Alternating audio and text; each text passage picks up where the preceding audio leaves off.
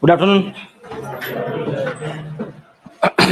જીપીએસસીની તૈયારી આપણે કરવા માટે બધા આવ્યા છો. પરીક્ષાની પદ્ધતિ બધાને ખ્યાલ છે. જીપીએસસીની એક્ઝામ પેટર્ન બધાને ખબર છે.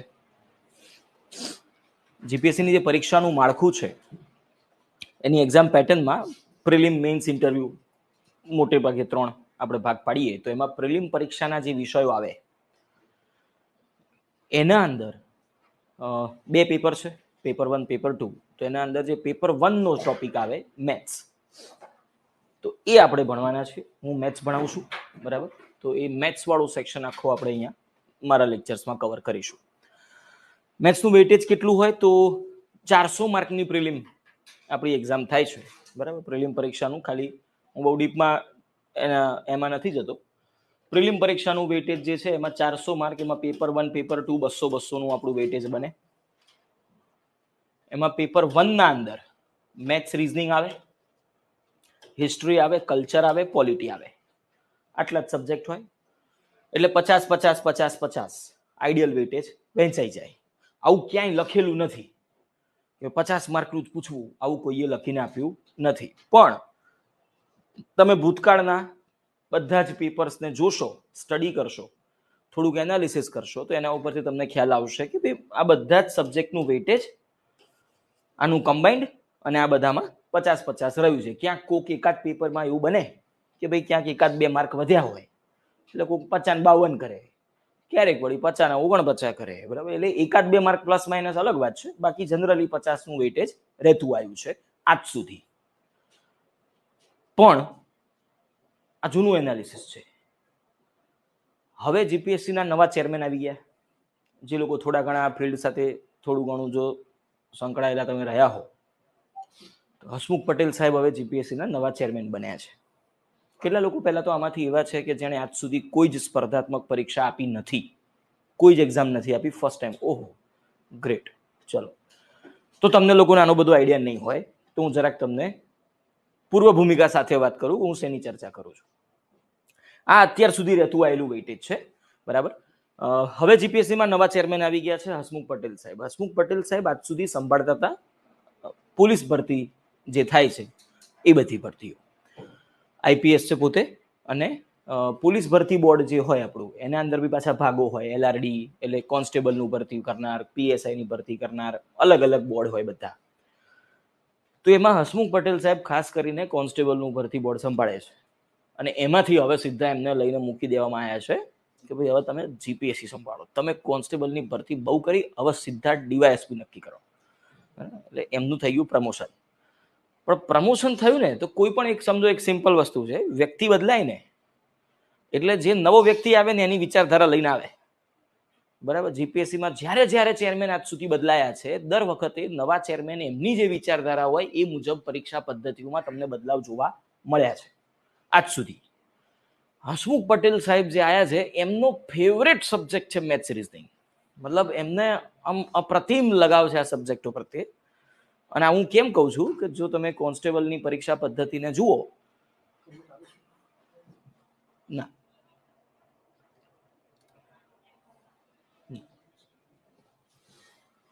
પરીક્ષા પદ્ધતિને જુઓ કોન્સ્ટેબલમાં, તો પહેલા મેથ્સનું વેટેજ સખત ઓછું હતું. એમાંથી હસમુખ પટેલ સાહેબ ભૂકા કાઢી નાખ્યું, એવું કરી નાખ્યું. મતલબ એવું કરી નાખ્યું કે જો હવે તમે મેથ્સ, રીઝનિંગ કર્યા વગર જાઓ તો પોલીસની ભરતીમાં તમે કદી પાસ જ ના થઈ શકો, એટલું બધું વેટેજ કરી નાખ્યું. શક્ય જ નથી કે તમે મેથ્સ, રીઝનિંગ છોડીને જાઓ અને તમે પીએસઆઈ કે કોન્સ્ટેબલની પરીક્ષામાં પાસ થઈ શકો. પોસિબલ નથી, એટલું બધું વેટેજ થઈ ગયું. એટલે કહેવાનો મતલબ એમને બહુ લગાવ છે આના પ્રત્યે. એટલે કંઈક ચેન્જ થાય તો કદાચ વેટેજ વધે, ના વધે તો આનું કમ્બાઇન્ડ વેટેજ 50 માર્ક તો છે જ હાલે, બરાબર. આ 50 માંથી જનરલી તમે જો જૂના પેપર્સનો ટ્રેન્ડ અત્યાર સુધીનો જુઓ તો લગભગ 35 થી 40 માર્ક તમને મેથ્સ જોવા મળે અને 10 થી 15 માર્ક તમને રીઝનિંગ જોવા મળે, બરાબર. આ અત્યાર સુધીનો ટ્રેન્ડ કંઈક આવો રહ્યો છે. હવે આપણે જે ચર્ચા કરવાની છે ગણિત વિષયની, ખાસ કરીને ગણિત વિષયની જે આપણે ચર્ચા કરીશું એના અંદર મેથ્સનો સિલેબસ શું છે મેથ્સનું સિલેબસ આપણું આવશે 10મા ધોરણ સુધીનું ગણિત. એનાથી અઘરું કશું ક્યાંય કોઈ આમાં પૂછવાનું નથી. બહુ જ બેઝિક લેવલની વસ્તુઓ પૂછવામાં આવે છે. અને પ્રિલિમ પાસ કરવાના સૌથી ઇઝીએસ્ટ સબ્જેક્ટ જો તમે કોઈ જુઓ ને કે ભાઈ બહુ જ ઓછી મહેનતે બહુ જ સારા માર્ક સ્કોર કરી શકાય એવા વિષય હોય તો એ મેથ્સ રીઝનિંગ છે. હું કેમ આવું કહું છું? જીએસના જે બીજા બધા વિષયો હોય ને એના અંદર તમે ગમે તેટલું વાંચો એમાંથી જ પ્રશ્ન આવશે એવું કશું કોઈ કદી તમને કહી શકે નહીં. બરાબર? હા જય, સાચી વાત છે. એટલે એ જ સાહેબ હવે આપણે ત્યાં હસમુખ પટેલ સાહેબ જીપીએસસીમાં છે. એટલે હવે જો શક્ય છે કે એવો ચેન્જ કદાચ આમાં લઈ આવે અને વેટેજ કરી નાખે, મારફાડ ના કરે તો આટલું તો છે જ. બરાબર? એટલે આપણે કરવાનું તો છે જ આ સબ્જેક્ટને. હું જે વાત કરતો હતો કે ભાઈ પ્રિલિમ પરીક્ષામાં જે બીજા બધા કોઈ પણ જીએસના વિષયો હોય એ બધા સબ્જેક્ટોમાં કદી તમારી 100% માર્ક્સની ગેરંટી ના હોઈ શકે. કોઈ જ સાહેબ તમને અત્યારે તમારા ડેમો તમે રમો છો, ડેમો ચાલે ને અત્યારે તમારે, કોઈ પણ ફેકલ્ટી જીએસના તમને આઈન કે હું ભણાવું એની બહારનો સવાલ જ ના આવે તો સમજવું કે કાં તો એ ઉલ્લુ છે કાં તો બનાવે છે. બરાબર? એવું હોય જ નહીં. એનું કારણ, અને એમાં એ ફેકલ્ટી પોતે જો એમ બોલે ને ક્યારે કોઈ પણ સબ્જેક્ટના ફેકલ્ટી, સમજો ભાઈ હિસ્ટ્રીના સાહેબ હોય, પોલિટીના સાહેબ હોય કે કલ્ચરના સાહેબ હોય, કોઈ પણ સાહેબ એમ આઈને તમને કહે કે ભાઈ હું પરીક્ષા આપું તો મારા 50 આવે જીપીએસસીમાં, શક્ય નથી.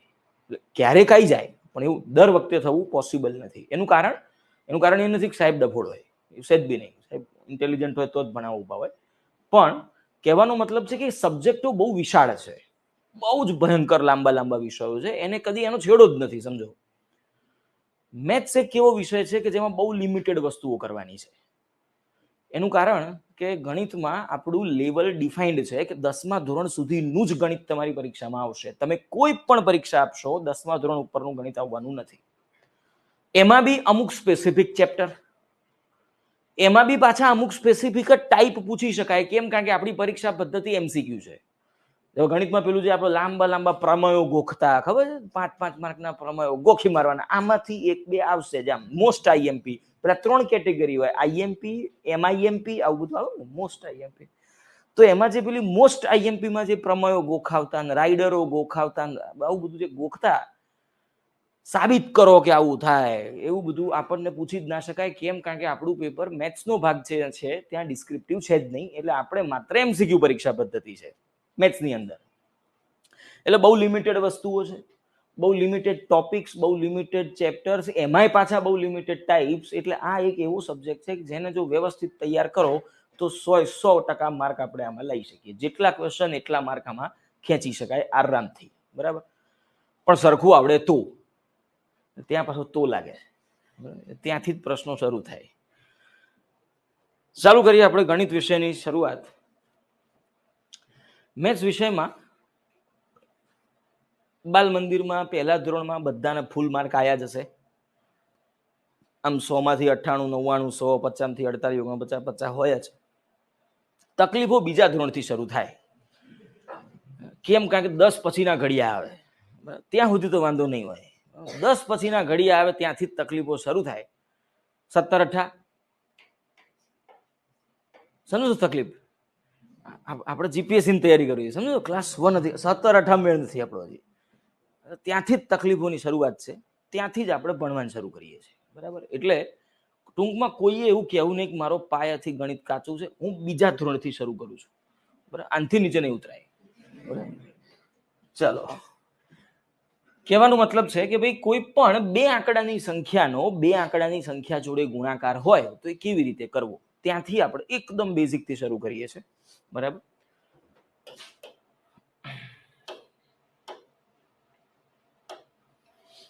સમજો કે આવું છે 23 ગુણ્યા 42. કોઈ પણ સમજો કોઈ પણ બે આંકડાની સંખ્યા જોડે ગુણાકાર કરવો હોય, કેવી રીતે કરવાનો? હવે આપણી એક આદત હોય, જ્યાં ગુણાકારની જરૂર પડે ને એવું આમ ફાટ છેલ્લા પાને જતા રહીએ, રપે જ પછી મંડી પડીએ આમ 23, 42, પછી ખબર જ હોય ગુણાકાર કરીએ છતાંય આના વગર તો ચાલે જ નહીં આપણને. બરાબર? અને પછી માણસ મંડે આમ યા હોમ કરે, મોઢે જ થવું જોઈએ. જો મોઢે જ થાય, કશું હોય જ નહીં. આમ સંખ્યા જુઓ, જવાબ આવી જાય, આટલું જ હોય. કઈ રીતે? હું 3 સ્ટેપમાં ગુણાકાર કરીશ અને પહેલી વાર લખું છું એટલે 3 સ્ટેપ અલગ અલગ લખીશ, પછી એ બધાને કમ્બાઈન કરી દઈશું, મર્જ કરી દઈશું. પહેલું સ્ટેપ એકમ એકમનો ગુણાકાર. પહેલું સ્ટેપ એકમ એકમનો ગુણાકાર. 3 દુ 6 લખો 6. બીજું સ્ટેપ થશે 12 નો ગુણાકાર, અંદર અંદરનો ગુણાકાર. બીજું સ્ટેપ શું થશે? 12 નો ગુણાકાર, અંદર અંદરનો ગુણાકાર. 12 નો ગુણાકાર એટલે 2 દુ, અંદર અંદર એટલે 4 તરી, 2 આંકડા આયા. આ બે નો સરવાળો કરી દો. 12 ને 4 16. 16 હવે સમજો 6 તો છે જ. હવે 16 થયા તો અહીંયા તમે 6 મૂકશો, 1 મૂકશો, 16 મૂકશો, શું મૂકશો? સમજો સિમ્પલ આપણે સરવાળો કરતા હોઈએ 75 + 87 તો 5 ને 7 12. 12 તો અહીંયા શું લખાય? 2 તો 1 ક્યાં ગયા? ઉપર નહીં, વધી ઉપર બેસણા કરાવો કોક નથી. તો આપણે સિંગલ ડિજિટ લખીએ, બાકીનું બધું ક્યાં જાય? વધીમાં. સેમ વે 12 ને 4 16, 16 નો છગડો, વધી કેટલી? 1. અને લાસ્ટ સ્ટેપ દશક દશકનો ગુણાકાર. દશક દશકનો ગુણાકાર એટલે 4 દુ 8 અને એક વધી છે 9. જવાબ થઈ જશે 966. ખબર પડી શું થયું? સમજાય? પહેલું સ્ટેપ ફરીથી એકવાર. પહેલું સ્ટેપ એકમ એકમનો ગુણાકાર, 3 દુ 6. બીજું સ્ટેપ 12 નો ગુણાકાર, અંદર અંદરનો ગુણાકાર. 12 નો ગુણાકાર, અંદર અંદરનો ગુણાકાર. 12 એટલે 2 દુ 4, અંદર અંદર એટલે 4 તરી 12. 2 આંકડા આયા, આ બે નો સરવાળો કરી દઈએ. 12 ને 4 16. 16 એટલે અહીંયા શું લખ્યા? 6. વધી કેટલી આવી ગઈ? 1. અને લાસ્ટ સ્ટેપ દશક દશકનો ગુણાકાર, 4 દુ 8 અને એક વધી છે 9. જવાબ થઈ ગયો 966. ખ્યાલ આવે છે શું થઈ રહ્યું છે? હવે આ 3 અલગ અલગ સ્ટેપ જે લખ્યા, આ 3 ને મર્જ કરી દઈએ, ભેગા કરી દઈએ. સમજો કઈ રીતે? એક સંખ્યા બોલો, 2 આંકડાની કોઈ બી. 15 ગુણ્યા, ચલો. પહેલું સ્ટેપ એકમ એકમ, 7 પંચા 35. 35 એટલે વધી કેટલી?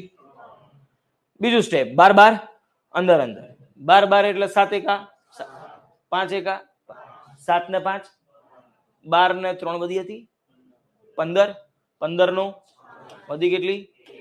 1 એકા ને 1 વધી, જવાબ થઈ ગયો. ખ્યાલ આવે? સમજાય? એક સંખ્યા બોલો, 2 આંકડા.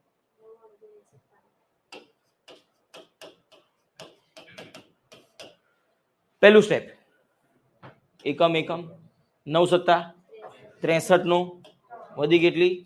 બીજું સ્ટેપ 12 અંદર અંદર. 12 એટલે 9 સત્તા 9 9. આ બે નો શું કરવાનો હોય? સરવાળો. હજુ સરવાળા ગણવાની બેવાનું. 80 60 140, 140 ને બીજા 3 ને 1 4, 140 ને 4 144, 144 ને 6 150. 150 એટલે શું લખાશે? 0. 15 ક્યાં ગયા? વધી. વધી મોટી થાય, સંખ્યા મોટી હોવાથી કોઈ ફેર નથી પડતો, વધીઓ મોટી થઈ જાય, બીજું ડઝન્ટ મેટર. વધી 15 થઈ ગઈ, કોઈ વાંધો નહીં. છેલ્લું સ્ટેપ દશક દશક, 9 9 81 અને 15 વધી, 81 ને 15 96. જવાબ થઈ ગયો 9603. ગુણાકાર થાય. ખ્યાલ આવે છે શું થઈ રહ્યું છે? કોઈ પણ 2 ડિજિટ નંબરનો કોઈ પણ 2 ડિજિટ નંબર જોડે ગુણાકાર આ જ રીતે હંમેશા આપણે કરીશું. હજી એક સંખ્યા લઈએ. એક સંખ્યા બોલો. 23 ગુણ્યા 27. પહેલું સ્ટેપ એકમ એકમ, 7 તરી 21 નો વધી કેટલી? 2. બીજું સ્ટેપ 12 અંદર અંદર, 7 દુ 3 દુ 14 ને 6 20 ને 2 બધી 22 નો વધી કેટલી? અને છેલ્લું સ્ટેપ દશક દશક, 2 દુ અને 2 વધી, જવાબ આવી ગયો 621. ખ્યાલ આવે? સમજાય? લખી લો, લખીને એક જાતે કરો. ચલો.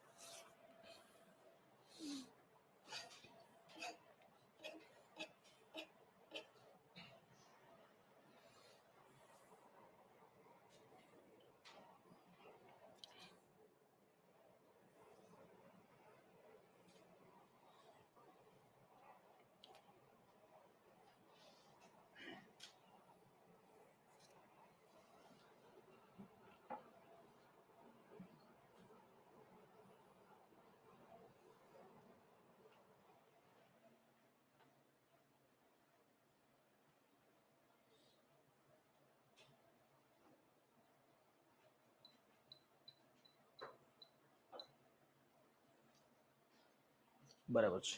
5913.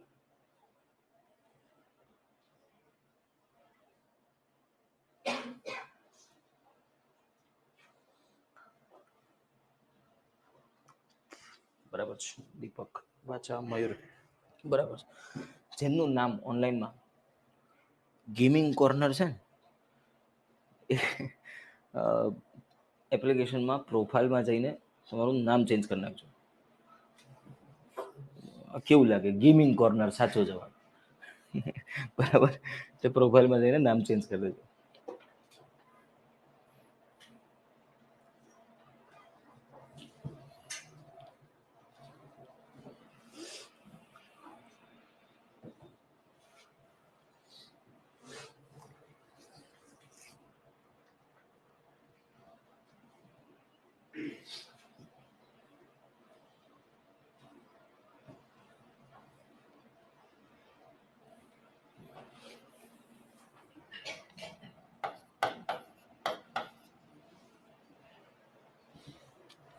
રાહુલસિંહ. બરાબર છે.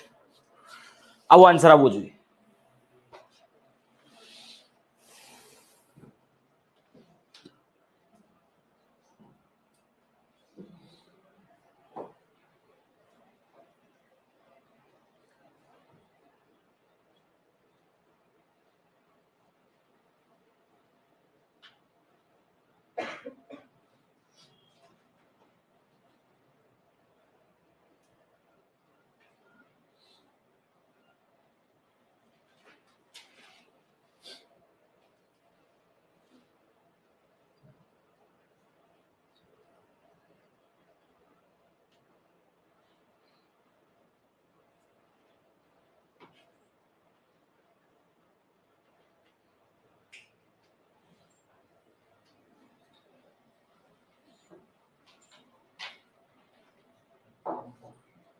ડન.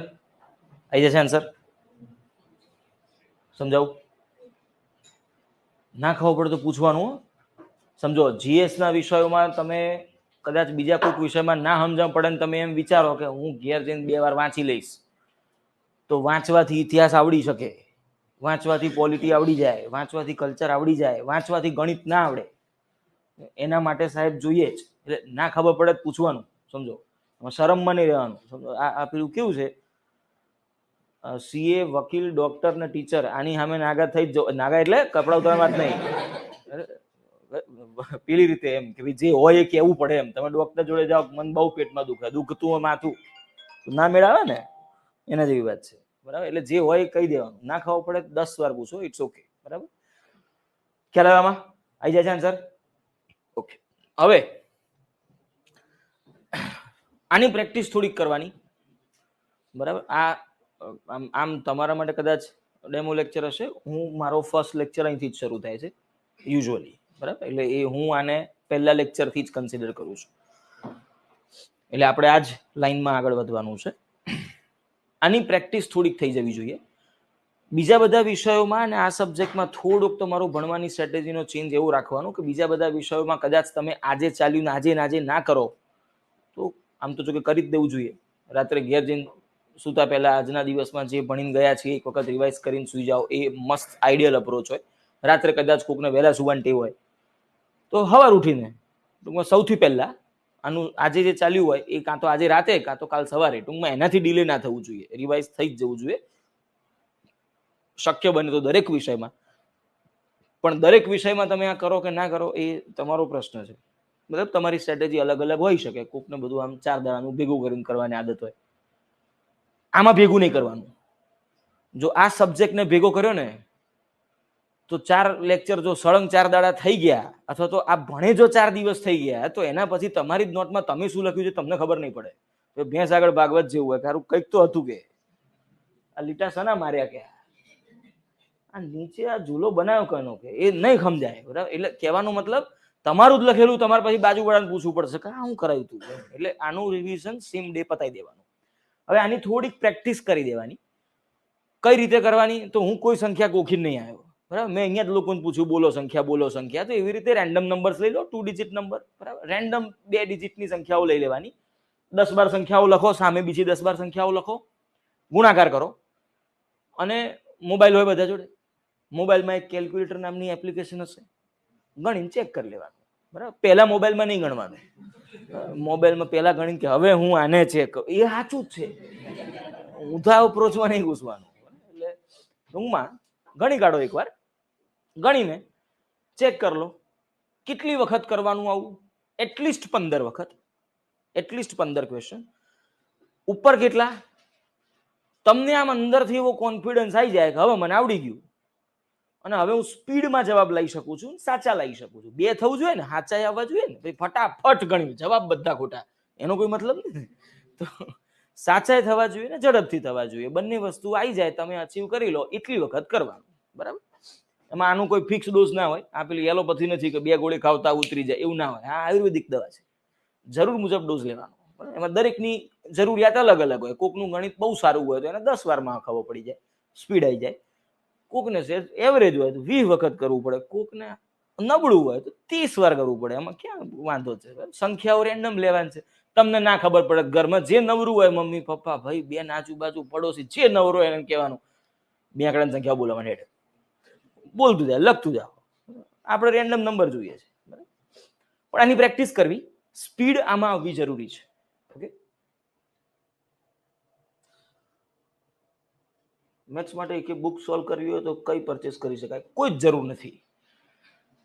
હું જ છું એ ચોપડી, જેને ભણો કોઈ જરૂર નહીં પડે. દોસ્ત, આપણે ક્લાસમાં જ અહીંયા લેક્ચરમાં કમસે કમ 1000+ દાખલાઓ ગણીશું. તમે માર્કેટમાંથી કોઈ બી પુસ્તક ખરીદશો, કેટલા ક્વેશ્ચન હશે અંદર? 200, 500, 700, 800, 1000 દાખલા હું તમને અહીંયા ભણાવીશ. એના સિવાય બીજા પ્રેક્ટિસમાં બીજા 500 આપીશ. એના સિવાય ટેસ્ટો લેવાશે બીજા 500, 1000 દાખલાની. આમ તમે 5-6 ચોપડા ભેગા કરશો ત્યારે જેટલું મટીરિયલ બનશે ને એટલું તો અહીંયા પતી ગયું હશે. એટલે જરૂર જ નથી, કોઈ રિક્વાયરમેન્ટ નથી. બરાબર, એટલે કેમ પુસ્તક ખરીદવાનું ના પાડું છું. બીજા કોઈ સબ્જેક્ટમાં કદાચ તમે લો, અલગ વાત છે. બાકી આ સબ્જેક્ટમાં જરૂર નહીં પડે. મેથ્સમાં હું તમને એટલું સફિશિયન્ટ મટીરિયલ અહીંયા કરાવી દઈશ કે એના પછી જરૂરત નથી. 3 ડિજિટ નંબર જુઓ, ત્રીજા ધોરણમાં, બીજા ધોરણમાં આવા બધા ગુણાકારો આપણે સમજીએ છીએ. ચોથા ધોરણમાં જઈએ ને એટલે 3 આંકડાના ગુણાકારો આવશે. મોટી મોટી સંખ્યાઓના ગુણાકારો આવે, 3 ડિજિટ, 4 ડિજિટ, એવા બધા. એ બધી આપણે કોઈ ગણતરી જ નહીં કરીએ. આ આપણે ગણિતમાં, આખા ગણિતમાં કરેલી સૌથી વધારે ગણતરી છે. આનાથી વધારે ગણતરી આપણે કદી નહીં કરીએ. આનાથી મોટી સંખ્યાઓ થાય, 3 આંકડાની, 4 આંકડાની, તો આપણે ગણવાનું છોડી દઈશું, નહીં ગણવાનું. સંખ્યા જેટલી મોટી થાય ને એટલું ખરેખર એ ગણિત સહેલું થાય છે. અને પછી આમ 4 આંકડાઓની સંખ્યાઓ આવી જાય તો તમે આમ 4 ઓપ્શન મૂક્યા હોય તો તમે ધીરે ધીરે એવું થઈ જશે. જોજો તમે કે આમ 4 ઓપ્શન આપ્યા હોય, આમ તમે આમ આંગળી મૂકીને આમ કહી દેશો બી જવાબ. કેમનું એ બધું હાલ નહીં ખબર પડે, જોઈશું, ધીરે ધીરે આવશે. બરાબર, એટલે અત્યારે હાલ ચર્ચા નથી કરતા. આનાથી વધારેની જરૂર ખાસ નહીં પડે. 5મા ધોરણમાં જઈએ ને ત્યારે આપણે એક વસ્તુ ભણીએ છીએ, બહુ જ મહત્વની છે, ભાગાકારના નિયમો, ભાગાકારની ચાવીઓ. સખત ઇમ્પોર્ટન્ટ વસ્તુ છે. જો અત્યારે તમને કદાચ એમ થાય કે આવું બધું હાવ ફાલતુ ભણાવે છે. જો કેવું મહત્વની વસ્તુ છે, ખાલી એક એક્ઝામ્પલ આપું છું. ભાગાકારના નિયમો આવડતા હોય તો કેવું થઈ શકે, જેમ કે ક્લાસ 3ના એક પેપરમાં પૂછાઈ ગયેલો સવાલ. ક્લાસ 3 જીપીએસસી ની ચર્ચા આપણે ઉપરના લેવલની, અત્યારે પહેલા નાના લેવલથી શરૂઆત કરીએ. ક્લાસ 3ના એક પેપરમાં પૂછાઈ ગયેલો સવાલ કે એક ચોરસ છે જેની એક બાજુનું માપ છે 14 સેન્ટીમીટર. એક બાજુનું માપ છે 14 સેન્ટીમીટર. એક વર્તુળ છે જેનો વ્યાસ આ ચોરસની પરિમિતિ બરાબર છે. અચ્છા, કોઈ ઇંગ્લિશ મીડિયમમાં ભણાવ્યા? ઇંગ્લિશ મીડિયમ વાળા કોઈ નહીં? અચ્છા, ક્યાંક શબ્દો ના ખબર પડે તો ઇંગ્લિશ પૂછી લેવા. પરિમિતિ એટલે પેરીમીટર, વ્યાસ એટલે ડાયામીટર. એક ચોરસ છે જેની એક બાજુનું માપ છે 14 સેન્ટીમીટર. આ ચોરસની પરિમિતિ એક વર્તુળના વ્યાસ બરાબર છે. તો આ વર્તુળનું ક્ષેત્રફળ શોધો, એરિયા, ક્ષેત્રફળ શોધો, પૂછાઈ ગયેલો સવાલ. તો ચોરસની પરિમિતિ એટલે શું હોય? પેરીમીટર. પરિમિતિ એટલે શું? કોઈ પણ ડાયાગ્રામ માટે પરિમિતિ એટલે શું? એની બધી બાજુઓનો સરવાળો. બધી બાજુઓ એટલે બીજી બધી બાજુઓ ક્યાં આપી છે? પણ બીજી બધી બાજુઓ આપી છે, સરખી જ હોય ને. ચોરસ કોને કહેવાય? જેની બધી બાજુઓ કેવી હોય? સરખી. તો આ 14 તો આ બી 14 14 14 આવું થઈ જાય કે નહીં? તો આ બધી બાજુઓ કેવી થઈ જશે? સરખી જ. તો જ એને ચોરસ કહીએ. તો 14 + 14 + 14 + 14, અથવા તો જો સૂત્ર ખબર હોય કે પરિમિતિ બરાબર 4a એટલે કે 4 × 14, તો 14 ચોક 56, તો પરિમિતિ થઈ જાય 56. હવે આપણને કીધું હતું કે એક વર્તુળનો વ્યાસ એ આ પરિમિતિ બરાબર છે, તો ડાયામીટર d બરાબર કેટલા થઈ જાય? 56. d બરાબર થઈ જાય 56. હવે પૂછ્યું શું છે? વર્તુળનું ક્ષેત્રફળ, એરિયા. તો વર્તુળ માટે ક્ષેત્રફળ શું હોય? πr². પાઈ એટલે, હવે પાઈ તો બરોબર છે, પણ આર એટલે શું? રેડિયસ, ત્રિજ્યા. એ ક્યાં છે? d/2 એટલે કે વ્યાસના અડધા હોય, તો r બરાબર d/2 એટલે કે 56 ના અડધા એટલે કે 28. 56 ના અડધા 28.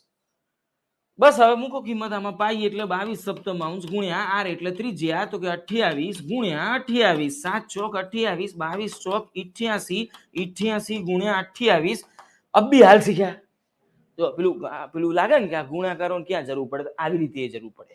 ક્યાંય કોઈ તમને જીપીએસસી માં કે કોઈ પરીક્ષામાં એવું ના પૂછે કે બોલો 12 ગુણ્યા 23 કેટલા થાય, પણ ગણતરીના ભાગરૂપે તમારે એની જરૂર પડતી જાય. અબ્બી હાલ શીખ્યા. જો શું કરવાનું? 64 નો છકડો વધી 6, 64 8 16, 64 16 80, 86 નો છકડો વધી અને 8 16 ને 8 24 જવાબ આવી ગયો 24 64. આ સ્પીડ તમારી આવી જવી જોઈએ. અઘરી છે પણ થઈ જશે. જવાબ આવ્યો ઇન શોર્ટ. ગુણાકાર કર્યો કેટલો? 24 64. માણસ આટલું ગણે એટલે ખુશ થઈ જાય કે યસ જવાબ આવી ગયો. પણ એક વસ્તુ સમજો, કોઈ પણ કોમ્પિટિટિવ એક્ઝામમાં, કોઈ પણ competitive exam, be it at any level, તમે કંડક્ટરથી શરૂ કરીને યુપીએસસી સુધીનું પકડી લો, કોઈ પણ કોમ્પિટિટિવ એક્ઝામ લઈ લો, એમાં કયા લેવલ સુધીનું પૂછવામાં આવે છે? 10મા સુધીનું અથવા તો 12મા સુધીનું. અમુક સબ્જેક્ટ 10th સ્ટાન્ડર્ડના લેવલના આવે, અમુક સબ્જેક્ટ 12th સ્ટાન્ડર્ડના લેવલના આવે. એનાથી ઉપરનું કદી કોઈને પૂછે? કોઈ આમ કોઈ પૂછે છે યુપીએસસી પાસ કરવી હોય તમારે તો કોઈ આમ એરો ફિઝિક્સ પૂછી નાખ્યું હોય એવું કંઈ આવે છે અંદર? આમ એમબીબીએસ ની સ્ટડીઝનું બધું સવાલો આવી જતા એવું કંઈ આવે ના? તો બધું જો 10મા 12માના લેવલમાંથી જ આવતું હોય, અને એમાં ગણિતનું લેવલ તો તમે ગમે તે પરીક્ષા લેશો, ઇવન ઇન યુપીએસસી 10th સ્ટાન્ડર્ડથી ઉપર મેથ્સનું લેવલ છે જ નહીં. તો ત્યાંથી જ નક્કી થતું હોય. તો 10મું બધા પાસ જ છો ને? પાસ છો ને? કે ચાલુ છે આમ 8મો અટેમ્પ ચાલુ છે સાહેબ આપણે એવું? તો ત્યાંથી જ નક્કી થતું હતું. તો 10માની પરીક્ષા તો બોર્ડ જ લે છે ને. એ ક્યાં કોઈ સ્કૂલ વાળાએ પરીક્ષા લીધેલી? તો બોર્ડ જ લીધેલી. અને બધાના સેન્ટ્રલાઇઝ જ પેપર થયા છે. સેન્ટ્રલાઇઝ એટલે એક જ પેપરમાં બધા માર્ક લઈને આવ્યા. તો ત્યાંથી જ નક્કી કરવું હતું લેવલ. તો પછી એવું ના કરે કે 10મા બોર્ડમાં જેના ટોપ 100માં રેન્ક આવે એને બધાને હાલ દો આમ જીપીએસસીમાં પોસ્ટો, પછી 100 જણાને ડીવાયએસઓ ને એસટીઆઈ બનાવી દો, પછી બીજા થોડા ઘણાને સીસીમાં મૂકી દો, આમ ક્લાર્ક બનાવો, તલાટી બનાવો, સિનિયર ક્લાર્ક, પીએસઆઈ, કોન્સ્ટેબલ, પછી ઘેર મોકલી દો. 1000 પૈસાને ઘેર કે બેટર લક નેક્સ્ટ ટાઈમ. ના, એવું ના કરે. કેમ ના કરે સમજો. અને આ જ વસ્તુઓ તમે કોઈ પણ સ્પર્ધાત્મક પરીક્ષાનું પેપર ઉઠાવો, ગમે તે પરીક્ષાનું, ક્લાસ 3નું પેપર હોય, ડીવાયએસઓનું હોય, એસટીઆઈનું હોય, જીપીએસસીનું હોય, ગમે તે પેપર, અને તમારી સોસાયટીમાં આજુબાજુમાં ક્યાંક આમ 8મા 9માનું ટેણિયું રખડતું ફરતું હોય ને, આમ ચડી પહેરતા આવડતું ના હોય, લેટ લબડતું હોય, એવા ટેણિયાને આમ એ સ્કૂલમાં 70-80% લાવતું હોય ટેણિયું, એવું છું. એવું નહીં કે એ હાથમાં છે 7 વર્ષથી, એને નહીં. આમ થોડું ઘણું ભણવામાં એવરેજ હોય એને તમે પેપર આલ દો કોઈ બી. સવાર પેપર આપવાનું કે આ બધા દાખલા સોલ્વ કરીને આપ, સાંજ પડે બધું સોલ્વ કરી આપશે, થઈ ગયું. તો પછી ફેર શું હોય? એક 8મા 9મા ધોરણના ટેણિયા વચ્ચે અને આપણા એક સરકારી અધિકારીના પેપર વચ્ચે ફરક તો હોવો જોઈએ ને. તો ફરક ટાઈમનો હોય છે. એ ટેણિયું છે ને સવારથી સાંજ કરે. આપણી બધી જ સ્પર્ધાત્મક પરીક્ષાઓમાં તમને એક પ્રશ્નને સોલ્વ કરવા માટે કેટલો ટાઈમ મળે ખબર છે? 36 સેકન્ડ, 36 સેકન્ડ માત્ર. જીપીએસસીમાં મળશે 54 સેકન્ડ ક્લાસ 1-2માં. બાકીની તમામ પરીક્ષાઓ, તમે સીસીની પરીક્ષા આપો, ડીવાયએસઓની આપો, એસટીઆઈની આપો, બીજી કોઈ પણ આપો, દરેકમાં મળશે તમને 36 સેકન્ડ. 36 સેકન્ડમાં તમને લાગે છે કે આ મજૂરી થાય? 36 સેકન્ડમાં દાખલો ગણવાની વાત સાઈડમાં ઘૂસી ગઈ. 36 સેકન્ડમાં સવાલ સમજણ ના પડે. 36 સેકન્ડમાં દાખલો વાંચીને પછી છેલ્લે શું કરવાનું એનો વિચાર ના આવે. અંદરથી એક આત્માનો અવાજ આવે, શું ખબર કે એને ક્યાં છે એવું થાય. એટલે આ બધું ના નહીં કરો. જો શું કરાય હવે સમજો. તમે જવાબ કઈ રીતે લાયા? 88 ગુણ્યા 28 કરીને લાયા. આપણે જવાબ લાયા કઈ રીતે? 88 ગુણ્યા 28 કરીને લાયા. 88 એટલે શું? 11 ગુણ્યા 8 ગુણ્યા 28. આવું કઈક થઈ જાય. હવે આમાં જવાબ જે બી આવ્યો એ 11 થી ગુણાઈને આવ્યો એવું કહેવાય કે ના કહેવાય? અને જો જવાબ 11 વડે ગુણાઈને આવ્યો હોય તો મારો આન્સર જે બી હોય એ 11 વડે તો ભાગી શકાય એવો જ હોય કે ના હોય? ખ્યાલ આવે છે શું બોલું છું? જો મારો જવાબ 11 થી ગુણાઈને આવ્યો હોય તો મારો જવાબ જે બી હોય એ 11 થી ભાગી શકાય એવો જ હોય ને. તમે 11 થી ગુણીને કોઈક સંખ્યા લાયા, 11 તરી 33, તો 33 ને 11 વડે ભાગી શકો કે ના ભાગી શકો? ભાગે. અબી હાલ ગુણીને લાયા તો ભગાવાના તો છે જ. આપણી જોડે ઓલવેઝ 4 ઓપ્શન તો હોવાના જ ને. 4 ઓપ્શનમાં ખાલી એટલું જ ચેક કરો કે 11 વડે ભગાવ્યા કેટલા. અને જો એક જ છે તો વિચારવાની ક્યાં જરૂર છે? ડાયરેક્ટ ટીક મારો, વાર્તા પતી ગઈ. ખ્યાલ આવે છે શું બોલું છું? અચ્છા, હવે તમને એમ થાય કે એના માટે અહીંયા સુધી તો આયા જ ને, એ 4 ઓપ્શન ચેક કરવા એના કરતા ગણી નાખવું, તો એવું નથી. હવે સમજો વાત આખી. 11 આયા ક્યાંથી? આમાં 11 આયા ક્યાંથી? આના ઉપરથી. કારણ કે 22 ના ભાગ શું થાય? 11 દુ 22. 22 ક્યાંથી આયા? પાઈ ઉપરથી. 22 ક્યાંથી આયા? પાઈ ઉપરથી. આ પરિમિતિ શું કામ શોધી? વ્યાસ શોધવો હતો, કારણ કે એના બરાબર વ્યાસ હતો. વ્યાસ શું કામ શોધ્યો? કારણ કે વ્યાસ હોય તો ત્રિજ્યા હોય. ત્રિજ્યા શું કામ શોધી? કારણ કે સૂત્રમાં મૂક્યું હતી, બધું તેલ પીવા ગયું. સૂત્રમાં પાઈ તો ફિક્સ હતા ને. ખ્યાલ આવે છે? તો પાઈની વેલ્યુ તો 22 સપ્તમાંશ થવાની ને, અને 22 સપ્તમાંશ એટલે 22 આવશે જ, એટલે કે 11 આવશે જ. એટલે કે જવાબ પહેલેથી કહી શકાતું હતું કે 11 વડે ભગાય એવું હોય. તો હવે સમજો આખી કથા કે પાઈ ક્યાં ક્યાં આવે. એક લાઈફ ઓફ પાઈ છે, પાઈ ફેમિલી. પાઈ ક્યાં ક્યાં હોય? વર્તુળનું ક્ષેત્રફળ, વર્તુળનો પરિઘ, નળાકારનું ઘનફળ, નળાકારની વક્ર સપાટીનું ક્ષેત્રફળ, શંકુનું ઘનફળ, શંકુની વક્ર સપાટી, ગોળાનું ઘનફળ, અર્ધગોળાનું ઘનફળ, ગોળાની વક્ર સપાટી, અર્ધગોળાની કુલ સપાટી. ગમે તે દાખલો લઈ લો ક્ષેત્રફળ ઘનફળનો, ચોરસ લંબચોરસ ત્રિકોણને છોડતા ગમે તે ડાયાગ્રામ હશે, બધા જ ફોર્મ્યુલાઓમાં શું આવશે? પાઈ. પાઈ આવશે. એટલે 22 એટલે 11. એટલે ખ્યાલ આવે છે શું થયું? આનો મતલબ સમજો. તમે જેવો પ્રશ્ન વાંચ્યો, એક ગોળો, બસ પૂરો દાખલો. સીધી નજર ક્યાં જવી જોઈએ? ઓપ્શનમાં. ખ્યાલ આવે છે શું થઈ રહ્યું છે? તમે આમ જેવો સવાલ વાંચો, એક શંકુ, બસ પછી કોઈ શંકા નહીં રાખવાની. સીધી નજર પહેલા ક્યાં જવી જોઈએ? ઓપ્શન્સમાં. જો એવું એક જ છે તો ગણતરીની જરૂર જ નથી, ડાયરેક્ટ ટીક મારો. હવે આવું કહું એટલે બીજો એક પ્રશ્ન થાય કે આવા બે આવે તો હે ને, બે આવે શું કરવાનું? કશો વાંધો નહીં. બે નહીં, 4 આવશે તોય આપણે ગણતરી તો નહીં જ કરીએ. કંઈક નવું થશે, જોઈશું જ્યારે ચેપ્ટર આવશે ત્યારે. પણ સૌથી પહેલા શું ચેક કરાય? 11 વડે ભગાય છે કે નહીં. સમજો શું થાય. દાખલા તરીકે જીપીએસસી ના જ એક પીઆઈ ના પેપરમાં, જીપીએસસી ના જ એક પેપરમાં પૂછાઈ ગયેલો સવાલ છે. જીપીએસસી ના જ પેપરમાં આવી ગયેલો સવાલ કે એક તંબુ બનાવવો છે. તંબુ એટલે કયો આકાર હોય? શંકુ. બરાબર, શંકુ આકાર. એક તંબુ બનાવવો છે. તંબુની સમથિંગ ઊંચાઈ છે, સમથિંગ મીટર ઊંચાઈ છે, સમથિંગ મીટર ત્રિજ્યા છે. આ તંબુને બનાવવા માટે વપરાતા કપડાનો ખર્ચો પ્રતિ ચોરસ મીટર સમથિંગ રૂપિયા લેખે હોય તો આખો તંબુ બનાવવા કેટલા રૂપિયા ખર્ચો થાય? અને 4 ઓપ્શન આવા આપ્યા છે. બોલો જવાબ શું થાય? સી. તમને સવાલ ખબર જ નથી. ખબર પડે છે શું થઈ રહ્યું છે? સવાલ હું ક્યાં બોલ્યો જ છું? શું બધે સમથિંગ બોલ્યો? તેલ સવાલ જાણીને શું કરવું છે? આમાં મેથડ શું થાય ને એ નહીં ખબર હોય ઘણાને. સમજો, ઊંચાઈ આપી છે એટલે આ એચ આપ્યા છે, ત્રિજ્યા આપી છે એટલે આર આપ્યા છે, શંકુની વક્ર સપાટી એચ કે આર ના બનાવે, આ બનાવે, એને એલ કહેવાય. સ્લેન્ટ હાઈટ, તિર્યક ઊંચાઈ કહેવાય. એ પાછી હોદવી પડે પહેલા તો. ક્યાંથી લવાય? તો કે શંકુમાં એચ આર અને એલ એક પાયથાગોરસનો એક ત્રિકોણ બનાવે, કાટકોણ ત્રિકોણ બનાવે. તો પાયથાગોરસનો એક પ્રમેય આવતો હતો આપણો. કાટકોણ ત્રિકોણમાં કાટખૂણો બનાવતી બે બાજુના માપના વર્ગોનો સરવાળો સામેની બાજુના માપના વર્ગ બરાબર હોય એટલે h સ્ક્વેર વત્તા r સ્ક્વેર બરાબર l સ્ક્વેર હોય. h આપ્યા છે, r આપ્યા છે, તો l મળી જાય. આને ગણતા ગણતા l મળે. l મળે એટલે આમાં એક સૂત્ર થાય, શંકુની વક્ર સપાટીનું ક્ષેત્રફળ શોધવું પડે એટલે કે પાઈ આર એલ. આને સોલ્વ કરો એટલે ક્ષેત્રફળ મળે, એના ગુણ્યા પ્રતિ ચોરસ મીટરનો જે ખર્ચો હોય એ કરો એટલે જવાબ આવે. બધું સાઈડમાં ઘૂસી ગયું. 11 વડે ભગાય. જવાબ પૂરું. ખબર છે શું થઈ રહ્યું છે? અને જો તમે આવી રીતે જવાબ ટીક કરો છો તો આમ જો પેપરમાં આપણે આવું કરીએ તો આવું જોરથી બોલીને ટીક કરવાનું, આમ જય માતાજી આવું બોલવાનું. શું થાય એનાથી ખબર છે? આજુબાજુ વાળા ને ટેન્શનમાં આવી જાય, કાં તો ઓવર કોન્ફિડન્સમાં આવી જાય. ઓવર કોન્ફિડન્સ કેમ કે સારું બધેથી માતાજીઓ સંભળાય છે, આપણે પાસ કે લોકો તુક્કા જ મારે છે. અને કાં તો ટેન્શનમાં જાય, સારું આ કોઈક દર વખતે કોઈક નવા માતા તંત્ર મંત્ર કરવું લાગે. એટલે શું સમજો, એને ટેન્શનમાં આવવું હોય તો એમાં, એને ઓવર કોન્ફિડન્સમાં આવવું હોય તો એમાં. માણસ બે જ સ્ટેટ ઓફ માઇન્ડમાં ભૂલ કરે, કાં તો ટેન્શનમાં કાં તો ઓવર કોન્ફિડન્સમાં. એટલે એને જેમાં જવું હોય એમાં જાય, એની ભૂલ જ થાય. એની ભૂલ એટલે આપણો ફાયદો. સિમ્પલ. અને હા, તમે પરીક્ષામાં બેઠા હો ને તમને બાજુમાંથી સંભળાય જય તો સમજી લે આપણે વાલા.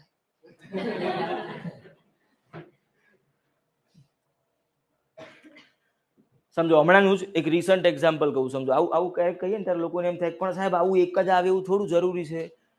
2 જ અઠવાડિયા પહેલા ગુજરાત હાઈકોર્ટના અંદર ડીવાયએસઓની એક એક્ઝામ લેવાઈ ગઈ. જો હમણાં કોઈ આપ્યો 2 અઠવાડિયા પહેલા જ, આઈ થિંક. હા, ગુજરાત હાઈકોર્ટમાં ડીવાયએસઓની એક્ઝામ લેવાઈ ગઈ. ઘેર જઈને ગૂગલમાં સર્ચ મારવાનું, Gujarat high court DYSO question paper મળી જાય. એમાં એક સવાલ આવ્યો, ઇંગ્લિશમાં પેપર હતું.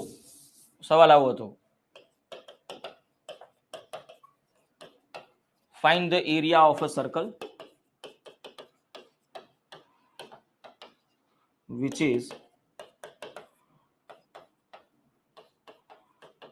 circumscribing a square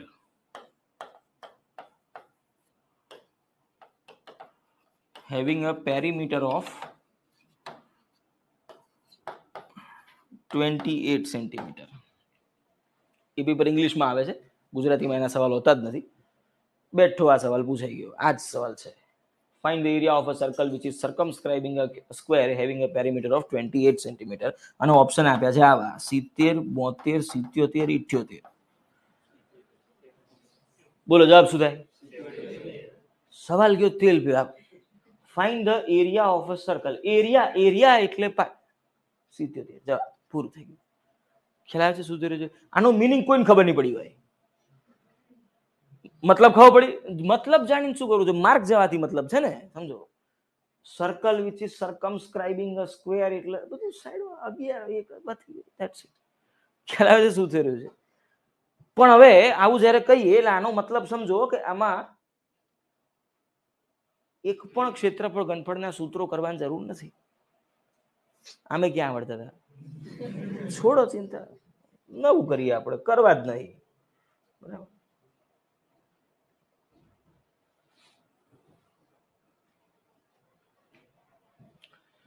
પણ આવું જયારે હું કહું ત્યારે મજા તો બહુ આવે કે હાલે આ તો સારું, એક સૂત્ર નહીં કરવાનું. પણ હવે જો સમજો આ તો ઓપ્શન એવા લખેલા ફટફટ જૂન ખબર પડતી હતી. હવે ઓપ્શન સમજો કે આવા આપેલા હોય 1 2 3 5.23 આવા 4 ઓપ્શન આપ્યા હોય ને તમે કહો 11 વડે ભગાય, ભાગવા માંડવાનું કે 11 એકા 11 બચ્યા 1 થી. આ જો મગજમારી શરૂ કરી બોસ, તો આમાં જો ચોથો ઓપ્શન જવાબ બનતો હોય તો એના પહેલાથી એમને ગણ નાખ્યું હોત ને. સમજો, એટલે આમ સંખ્યા ઉપર આમ નજર મારો ને એટલે ખબર પડી જવી જોઈએ, ના ભગાય. એવું ક્યાંથી થાય? તો એના માટે શું આવડવું જરૂરી છે? ભાગાકારના નિયમો, ભાગાકારની ચાવીઓ. મેં હમણાં જે 1-2 દાખલા બતાવ્યા એ તો ખાલી એક્ઝામ્પલ હતું. બાકી તમે ગમે તે પેપર લઈ લો, કોઈ પણ પરીક્ષાનું કોઈ પણ પેપર તમે ઉઠાવો, હું તમને દરેક પેપરમાં એટલીસ્ટ 2 થી 3 ક્વેશ્ચન એવા બતાવી શકું કે જેમાં કોઈ જ ગણતરી કર્યા વગર માત્ર ભાગાકારના નિયમોથી જવાબ લઈ શકાતા હતા. પણ તમને 2 વસ્તુ આવડવી જોઈએ. પહેલું, એ નિયમો આવડવા જોઈએ, અને બીજું, એ નિયમ ક્યારે વાપરવો અને કેમ વાપરવો, કઈ રીતે વાપરવો, એનું લોજિક સમજાવવું જોઈએ. બરાબર. તો લોજિક જે છે ધીરે ધીરે ચેપ્ટર્સમાં જેમ જેમ આપણે જરૂર પડશે એમ શીખતા જઈશું. એ એક દિવસમાં ના આવડે, એ ધીરે ધીરે ગ્રેજ્યુઅલી શીખવાની પ્રોસેસ છે. પણ અત્યારે બધા નિયમો જોઈએ છે કે ભાગાકારના નિયમો હોય શું. બરાબર. 5મા ધોરણમાં ભણેલી આઈટમ છે. જો યાદ હોય તમને તો રિવિઝન થઈ જશે, નહીં યાદ હોય તો શીખતા જજો. 2 વડે ભગાય એવી સંખ્યા, કોઈ પણ સંખ્યાને 2 વડે ભાગી શકાય એવું ક્યારે કહેવાય? જ્યારે એ સંખ્યાનો છેલ્લો એક અંક જો 0, 2, 4, 6 કે 8 આમાંથી કોઈ આવતો હોય તો એ આખી સંખ્યા 2 વડે નિશેષ ભગાય. બરાબર. શું કહેવા માંગુ છું? બેકી સંખ્યા કોઈ બી હોય એ 2 વડે ભગાય. તો બેકી સંખ્યા કહેવાય કોને કે જેનો છેલ્લો આંકડો શું હોય 0 2 4 6 8 આમાંથી કોઈ હોય એને જ તો બેકી કહીએ છીએ બરાબર. તો એ તમામ સંખ્યાઓને તમે 2 વડે નિશેષ ભાગી શકો છો. 4 વડે ભગાય એવી સંખ્યા. 4 નો નિયમ શું છે કે જે સંખ્યાના છેલ્લા 2 અંકને જો તમે 4 વડે ભાગી શકો તો આખી સંખ્યાને 4 વડે નિશેષ ભાગી શકાય. શું કહેવા માંગે છે? સમજો કે સંખ્યા છે આવી ગઈ, તો આ સંખ્યા 4 વડે ભગાય છે કે નહીં ચેક કરવું હોય તો આખી સંખ્યા ચેક કરવાની જરૂર જ ના હોય, ખાલી છેલ્લા 2 આંકડા જોવાના હોય. છેલ્લા 2 આંકડા 56 ને 4 વડે ભાગી શકાય કેમ ના? 14 ચોક 56 બરાબર. 14 નો ઘડિયો નહીં આવડતો તેલ પીવું. 10 સુધીના ઘડિયા તમને આવડવા જોઈએ. એનાથી ઉપરના ઘડિયા ના આવડતા કશો વાંધો નહીં, મને નહીં આવડતા એટલે મને આવડે છે, ના આવડતો ચિંતા નહીં કરવાની, ગોખવા બેસવાની જરૂર નથી બરાબર. જે વસ્તુ તમને સ્કૂલના 12 વર્ષમાં એના પછી કોલેજના બીજા જેટલા થયા હોય એટલા વર્ષોમાં જો તમને ઘડિયા નથી આવડ્યા તો હું અહીંયા કોઈ ચમત્કાર અહીંયા હેરી પોટર તો શું ને કેમ લાકડી ફેરવાનું ઘડિયા આવડી જાય એવું કોઈ થવાનું નથી બરાબર. એટલે પછી આપણે નવું કરીએ, ઘડિયા કરવા જ નહીં. 10 સુધીના મસ્ત આવડવા જોઈએ, એમાં નહીં ચાલે. એનાથી ઉપરના ના આવડતા તેલ પી ગયું, આપણે એના બીજા રસ્તા કરી લઈશું. 14 નો ઘડિયો આવડતો હતો, વેલ એન્ડ ગુડ. ના આવડતો 4 વડે ભાગવા માંડવાનું. 4 એકા 4, 5 માંથી 4 ગયા, બચ્યા કેટલા? 1. 1 ના પાછળ છગડો એટલે 16, ચોકું 16 ભગાય છે. અને જો આને ભાગી શકાય તો એનો મતલબ આખી સંખ્યાને તમે 4 વડે નિશેષ ભાગી શકો છો બરાબર. સમજો કે સંખ્યા હોય આવી, તો લાસ્ટ 2 ડિજિટ એટલે ખાલી કોને ચેક કરીશું? 45. 45 ને 4 વડે ભાગી શકાય? ના ભાગી શકાય. અને જો એને ના ભાગી શકાય તો એનો મતલબ આખી સંખ્યા 4 વડે ભાગી શકાય નહીં બરાબર. 8 નો નિયમ. 8 નો નિયમ શું કે છે કે ભાઈ એ સંખ્યાના છેલ્લા 3 અંકને ચેક કરવાના હોય. કોઈ પણ સંખ્યાના છેલ્લા 3 આંકડાને ચેક કરીશું. સમજો આવું છે. હવે ચેક કરવું હોય કે આ સંખ્યા 8 વડે ભગાય કે નહીં તો ખાલી કોને જોવાના? આખી સંખ્યાને નહીં. આખી સંખ્યાને જોવાની જરૂર નથી, માત્ર લાસ્ટ 3 ડિજિટ્સને ચેક કરો એટલે કે 456 બરાબર. આને જો 8 વડે ભાગી શકશો તો આખી સંખ્યા 8 વડે નિશેષ ભગાશે. ચેક કરો. 8 પંચા 40, 45 માંથી 40 ગયા, બચ્યા કેટલા? 5, પાછળ લાગ્યો છગડો 56, 8 સત્તા 56 ભગાય. અને જો આને ભાગી શકાય તો એનો મતલબ 8 વડે આખી સંખ્યાને નિશેષ ભાગી શકીએ છીએ. આમાં શું થાય?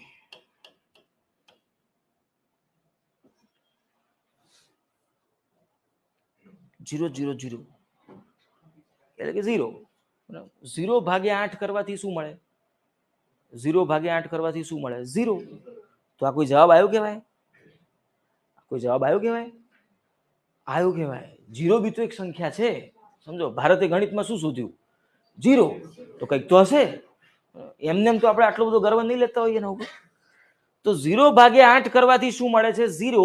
એ પણ એક જવાબ છે. એટલે કે આ સંખ્યાને 8 વડે નિશેષ ભાગી શકાય છે. આમાં મોટે ભાગે વિદ્યાર્થીઓ ભૂલ શું કરતા હોય છે? છેલ્લા આંકડા 0 આવી જાય ને એટલે પછી કે અચ્છા છેલ્લું 0 છે, આગલું જોવાનું. એવું ના હોય. આ ગણિત છે, ગુજરાતી નથી, અંગ્રેજી નથી બરાબર. કે આમાં જેટલા નિયમ હોય એનાથી વધારે અપવાદ હોય.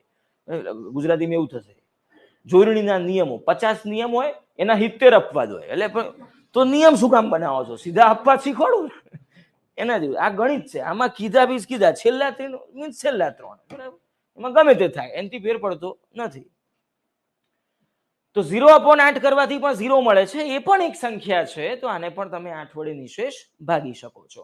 સેમ વસ્તુ આમાં બી વિચારી શકાય. સમજો કે 1 2 3 0 0 હોય તો લાસ્ટ 2 ડિજિટ 4 વડે ભગાશે બરાબર. લાસ્ટ 2 ડિજિટ 0 ભાગ્યા 4 0, એ પણ એક જવાબ છે, ભાગી શકાય.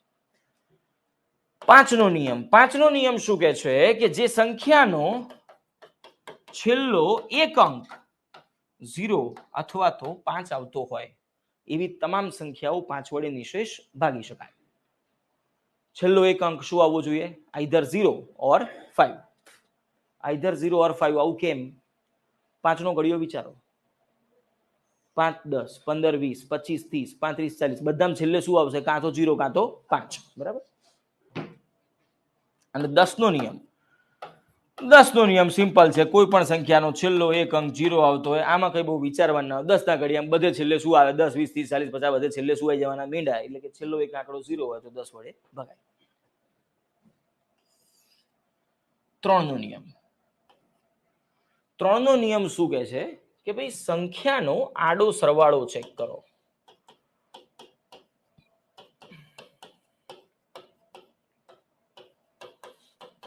સંખ્યાનો આડો સરવાળો એટલે સમજો કે હું સંખ્યા લખું છું આવી 1 2 3 4 5 6 બરાબર. તો આડો સરવાળો એટલે આ બધા અંકોનો સરવાળો કરવાનો. 1 ને 2, 3 ને 3, 6 ને 4, 10 ને 5, 15 ને 6, 21. 21 ને 3 વડે ભાગી શકાય?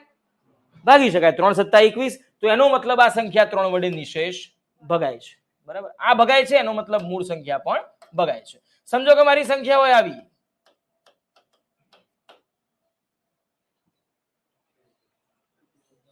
ગણવાની બેવાનું આમાં 7 ઉમેર્યા છે 21 ને 7 28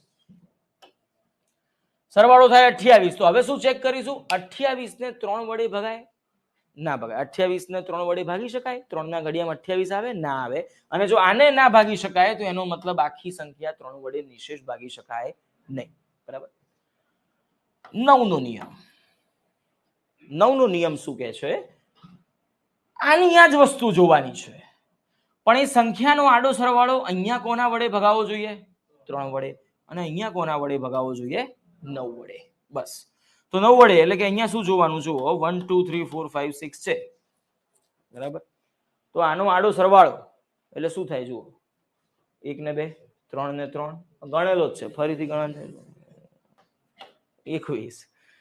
હવે ખાલી શું ચેક કરીશું? 21 ને 9 વડે ભાગી શકાય? ના. 9 ના ઘડિયામાં 21 આવે? ના આવે. તો જો આને ના ભાગી શકાય તો આખી સંખ્યા 9 વડે ભાગી શકાતી નથી. સેમ રીતે સમજો કે હું આવી સંખ્યા લખું છું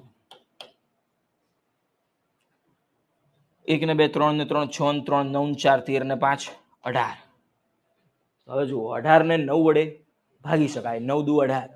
9 ના ઘડિયામાં 18 આવે. બરાબર. અને જો આને ભાગી શકાય તો એનો મતલબ આખી સંખ્યાને 9 વડે નિશેષ ભાગી શકાય છે. ખ્યાલ આવ્યો? સમજાય? આટલું લખવાની જગ્યા છોડ દો પછી એક લાઈન લખો.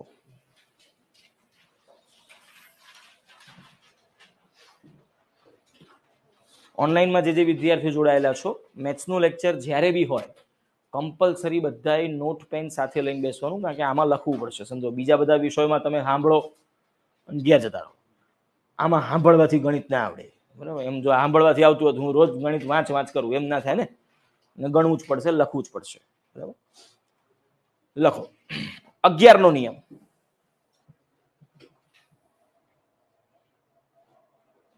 11 નો નિયમ. આટલું લખવાની જગ્યા છોડી દેજો પછી લખજો 11 નો નિયમ. કોઈ પણ સંખ્યાના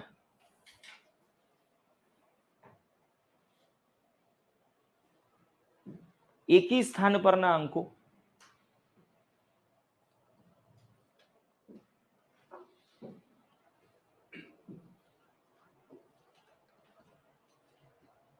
અને બેકી સ્થાન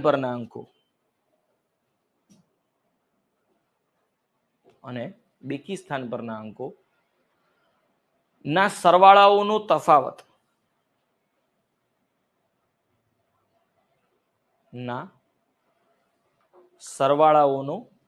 તફાવત શૂન્ય 0 0 અથવા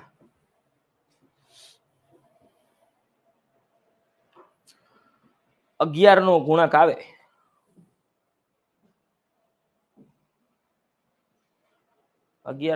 આવે તો તે સંખ્યાને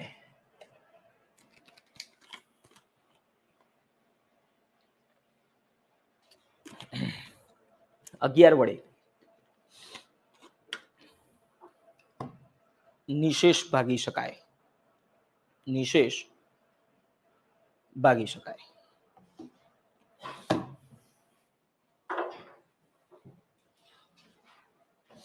જો શું કહેવા માંગે છે? 11 નો નિયમ બહુ જ જરૂરી વસ્તુ છે. બહુ બધી જગ્યાએ આપણે આનો ડાયરેક્ટ ઇનડાયરેક્ટ બહુ બધો ઉપયોગ થતો જશે. પહેલા તો આ નિયમમાં એક શબ્દ જે લખ્યો છે એને ખાસ સમજવાનો કે એકી સંખ્યા અને એકી સ્થાન પરની સંખ્યા આ બેમાં ફેર હોય. સમજો કે હું એક સંખ્યા લખું છું આવી, તો આમાં એકી સંખ્યા તો છે જ નહીં, તો એકી સંખ્યાની વાત નથી ચાલી રહી. શું લખ્યું આપણે? એકી સ્થાન પરની સંખ્યા. તો એકી સ્થાન એટલે કોને કહીશું? પહેલી, ત્રીજી, પાંચમી આ પ્રકારની સંખ્યાઓ. બરાબર? તો એને એકી સંખ્યાથી એને કોઈ લેવા દેવા નથી. પહેલી, ત્રીજી, પાંચમી સંખ્યા. બરાબર? ના ખબર પડે શું કહેવા માંગે છે નિયમ? તેલ ભેગો શબ્દો. પહેલો આંકડો પકડો, એક એક છોડીને આગળ વધો. આ બધાને ભેગા કરી દો. 2 6 8 ને 4 12. બીજો આંકડો પકડો, એક એક છોડીને આગળ વધો. એટલે આ બેકી સ્થાન પરની સંખ્યાઓ થઈ ગઈ. આ બધાને ભેગા કરી દો. 2 6 8 ને 4 12. આ બે સંખ્યાઓ જે મળી એનો તફાવત લેવાનો. 12 અને 12 ડિફરન્સ કેટલો આવ્યો? ડિફરન્સ તફાવત કેટલો થાય? 0. અચ્છા, અહીંયા એક શબ્દ બોલ્યો હું, તફાવત. તફાવત અને બાદબાકી આ બે વસ્તુ સેમ કે અલગ અલગ?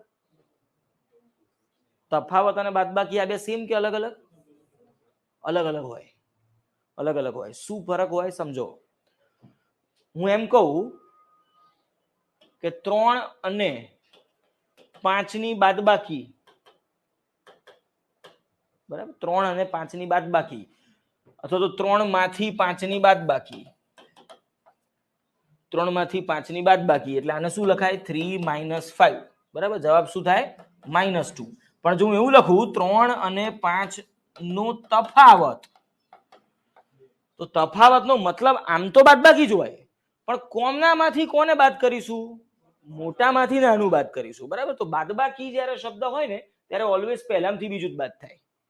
જે પણ એમાં ક્રમ હોય એનાથી ફરક ના પડે, પહેલામાંથી બીજું જ બાદ થાય. તફાવત શબ્દ આવે ત્યારે હંમેશા શું સમજવાનું? મોટામાંથી નાનું બાદ થાય. અને આ હા વાહિયાત પોઈન્ટ લાગે છે. આમાંથી આપણે આગળ જતા જોઈશું કે જીપીએસસી કેવા કેવા પ્રશ્નો બનાવ્યા છે, અને જે આ બેકાર લાગે આ બાદબાકી તફાવત જોઈશું આપણે કેવી ભૂલ થાય આમાં. બરાબર? અને ભૂલ તમે બધા જ કરશો ત્યારે હું યાદ કરાવીશ. ફર્સ્ટ લેક્ચરમાં આપણે ચર્ચા થયેલી આવશે ત્યારની વાત. અત્યારે ખાલી તફાવતનો મતલબ મોટામાંથી નાનું બાદ કરીએ છીએ. જવાબ શું થઈ ગયો? 0. અને 0 આયા મતલબ ચાલે કે ના ચાલે? ચાલે. આપણે નિયમમાં લાસ્ટ લાઈન શું લખી કે તફાવત શું આવવો જોઈએ? 0 અથવા 11 નો ગુણક. ઓકે, એટલે કે આ સંખ્યા 11 વડે નિશેષ ભાગી શકાય. બરાબર? હા, કહી શકાય તફાવત ઓલવેઝ પોઝિટિવ હોય. તમે એને માનાંક ની દ્રષ્ટિએ વિચારતા હો કે એ રીતે કહો કે ઓલવેઝ પોઝિટિવમાં સાચું છે. બરાબર?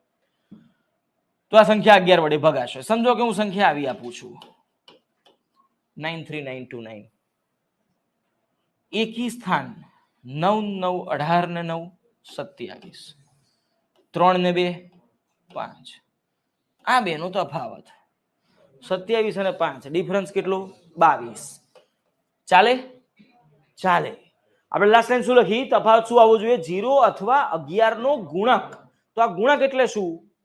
ગુણક એટલે મલ્ટીપલ. એટલે શું? એના ઘડિયામાં આવતી સંખ્યાઓ. બરાબર? 11 22 33 44 આ બધું શું છે? 11 ના મલ્ટીપલ્સ છે. 11 ના ગુણાંકમાં આવતી સંખ્યાઓ છે. અહીંયા આયા 22 ચાલે, એનો મતલબ આખી સંખ્યા 11 વડે નિશેષ ભાગી શકાય છે. સમજો કે આવી સંખ્યા છે તો 1 ને 3 4 ને 5 9 6 ને 4 10 ને 2 12. ડિફરન્સ કેટલો? 3. ચાલે? ના ચાલે. એનો મતલબ આ સંખ્યા 11 વડે ભગાતી નથી. સમજાય? લખી લો.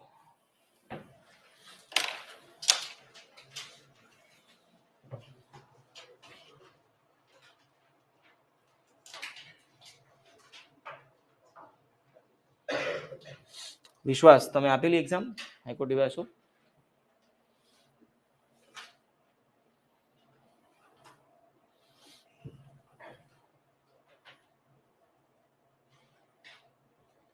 કેટલો સ્કોર થાય છે?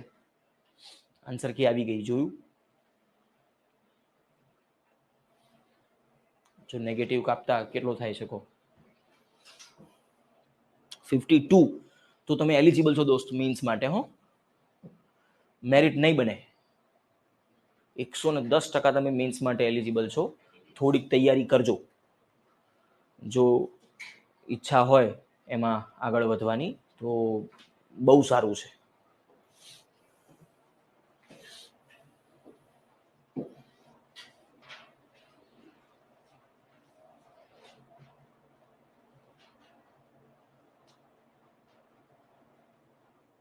એ હમણાં જોઈએ છે દોસ્ત, અવિભાજ્ય વાળું હમણાં બસ આના પછી થોડીક વારમાં આવશે. બેલીફમાં 68, ઓકે. બેલીફ કરતા ચલો બેલીફ તો ઠીક છે, થોડીક નીચેના લેવલની પોસ્ટ છે, એ તો લેવા માટે આપણે એક વખત લઈ લઈએ અલગ વાત છે. બાકી ડીવાયએસઓ બહુ સારી પોસ્ટ છે અને સ્ટાર્ટિંગ સેલરી વગેરે બહુ એનું જોરદાર હોય છે. ઇવન જીપીએસસી ડીવાયએસઓ કરતા હાઈકોર્ટ ડીવાયએસઓ ગિવન અ ચોઇસ બહુ સારી, સમજો. કારણ કે એનો હાઈકોર્ટ ડીવાયએસઓમાં તમે એનું સેલરી સ્ટ્રક્ચર વગેરે જો તમને ખબર હોય, સ્ટાર્ટિંગ સેલરી લગભગ 78,000 આસપાસ છે, 78,000 આસપાસ સ્ટાર્ટિંગ સેલરી હોય. અને રજાઓ તો બોસ તમારે એ હોથવું પડે કામ કયા દાડે કરવું.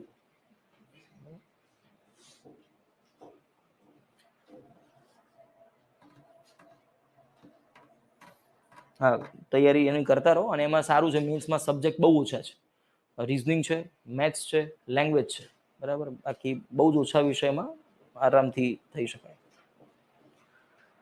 હાઈકોર્ટ ડીવાયએસઓના ખાલી તમને આમ તૈયારી કરવાની ઈચ્છા થાય ને એટલે ખાલી એના ફાયદાઓ કહું છું. સ્ટાર્ટિંગ સેલરી 78 હોય. જીપીએસસીમાં તમે ડીવાયએસઓ બનો ને તો એના અંદર સ્ટાર્ટિંગ સેલરી 50,000 હોય, પણ એ ફિક્સ હોય 5 વર્ષ સુધી, ફિક્સ પે હોય, એટલે 5 વર્ષ સુધી પગાર ના બદલાય. હાઈકોર્ટ ડીવાયએસઓમાં પહેલા વર્ષે 78 હોય પણ ફિક્સ પે ના હોય, તમે પહેલા દિવસથી ફૂલ પેમાં હો. બેમાં ફેર છે. પેલામાં 50,000 વાળો માણસ 50,000 5 વર્ષ સુધી 50 જ લેશે. આમાં દર 3 મહિને પગાર વધી જાય, દર 3 મહિને ડીએ વધે. હાઈકોર્ટમાં ડિયરનેસ અલાઉન્સીસ દર 3 મહિને વધે, વર્ષમાં 4 વાર વધે. એટલે સ્ટાર્ટિંગ 78 હોય, ચોથા મહિને તો તમારો થોડો ઘણો તો વધી જ જાય. હવે સમજો 1% વધે, સમજો 1%, તોય પણ એ 1% કોનો? 78,000 નો, સમજો. એટલે મિનિમમ કેટલા વધે? 800-900 રૂપિયા તો વધે. તો 1000 રૂપિયા 800 વધ્યા એટલે 78,800 થયા. હવે બીજી વાર વધે તો કોના વધે? 78,800 ના વધે, સમજો છો. એટલે એમ કરતા કરતા તમારો સેલરી 4-5 વર્ષે તો બોસ ક્યાંય પહોંચે. મતલબ ગુજરાત ગવર્મેન્ટનો ડેપ્યુટી કલેક્ટર અને ગુજરાત હાઈકોર્ટનો ડીવાયએસઓ લગભગ 7 વર્ષે બેનો પગાર સરખો થઈ જાય. અને પછી ડીવાયએસઓ ઉપર હોય આખી જિંદગી. દર શનિ રવિ રજા હોય, બીજો ચોથો ના હોય, દર શનિ રવિ રજા હોય. એટલે આમ એમ્પ્લોય તરીકે તમારે જવાનું હોય, પણ શનિવારે જજ ના આવે. તો જજ ના આવે તો પછી કોર્ટમાં હું બીજા બધા હું ભજીયા તળવા. એટલે વર્ષના 52 રવિવાર રજા, વર્ષના 52 શનિવાર રજા. કેટલા રજા થઈ ગઈ? 104. એના પછી ભારતમાં તહેવારોની કમી છે, કેટલા બધા તહેવાર. અને કોર્ટ એવી વ્યવસ્થા છે જ્યાં કોઈ પણ ધર્મનો તહેવાર હોય કોર્ટમાં રજા હોય. ગમે તે ધર્મનો, ગમે તે સાંભળ્યું ના હોય એવો ધર્મનો કોઈ તહેવાર હોય તોય એમાં કોર્ટમાં રજા થઈ જાય. એટલે એવી બીજી 20 રજાઓ તો તમારે ગણવાની. અચ્છા, એના સિવાય કોર્ટમાં 3 વેકેશન હોય. બહુ ગરમી પડે જજ ના પાડી દે, હું નહીં આવું, મને ગરમી લાગે. સમર વેકેશન પડે કોર્ટમાં જેન્યુઅલી. પછી દિવાળી આવે એટલે જજ ઘેર જતો મારે ફટાકડા ફોડવાના કે. એટલે બહુ ઠંડી પડે એટલે જજ ના પાડી દે, મારે ક્રિસમસ વેકેશન આવ્યું. વર્ષમાં 3 વેકેશન હોય. એટલે તમે 3 વેકેશન ગણો, શનિ રવિ બધા ગણો, અને પછી બીજા તહેવારો ગણો, અને પછી તમારી હક રજાઓ તો હોય ને. વર્ષની અમુક રજાઓ તો એમ્પ્લોય લઈ શકે ને. એટલે આ બધું જો ગણો ને તો લગભગ મારા જે જૂના વિદ્યાર્થીઓ એમાં છે, એમની સાથે જે મારા છેલ્લે હમણાં કોર્ટનું કેલેન્ડર મેં મંગાવેલું, જવાન કેટલા દાડા હોય તમારે? તો એ છોકરા જોડે વાત થઈ ખબર પડી કે લગભગ 150+ દિવસની તો ઓફિશિયલી રજા છે. ઓફિશિયલી શનિ રવિ અને વેકેશન અને તહેવારોની કરતા લગભગ 150 થી 160 વચ્ચેની તો રજાઓ છે. પછી તમે થોડી ઘણી રજાઓ લેવા માટે તો હકદાર છો ને. આમ વર્ષમાં 12 રજાઓ, 12 સીએલ મળે, 12 સિક લીવ મળે. એટલે બધું ગણતા ગણતા એને મને કીધું આંકડો સાહેબ 180 દાડા ના જવાનું હોય. વરમાં દાડા કેટલા હોય? જવાન કેટલા દાડા? 180. 6 મહિના ઘેર રહેવાનું બોસ. શાંતિ હારી નોકરી શું હોય? ઘેર જ રહેવાનું. આમ કોક દાડો ઓફિસ જાવ તો ઘરવાળાને એમ થાય કે આજે ક્યાં ગયા. આજુબાજુ વાળા હંમેશા ડાઉટ જ કરે તમારા ઉપર કે આ ભાઈ ખરેખર જોબ કરે છે કે ખાલી બધાને અહીંયા કહેતા ફરક હું સરકારી કઈ હોતું નહીં જવાનું કે બહુ. એટલે આવું છે. તો એની થોડીક પ્રિપેરેશન કરજો, સારું છે, એમાં બહુ સારું છે.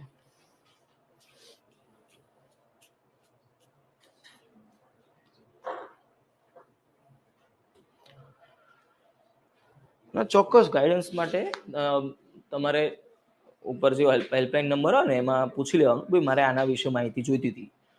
જો કદાચ તમને ત્યાંથી એમાં કરે છે ગાઈડ તો વેલ એન્ડ ગુડ, નહીં તો મારો સંપર્ક કરજો અલગથી, હું તમને સમજાવી દઈશ બરાબર શું કરવું. ત્યાં ઉપરથી નંબર મળી જશે, ના મળે તો આ નંબર જ મારો.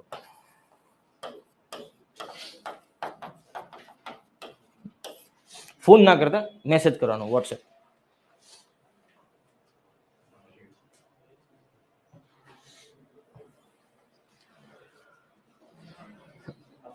ઓકે,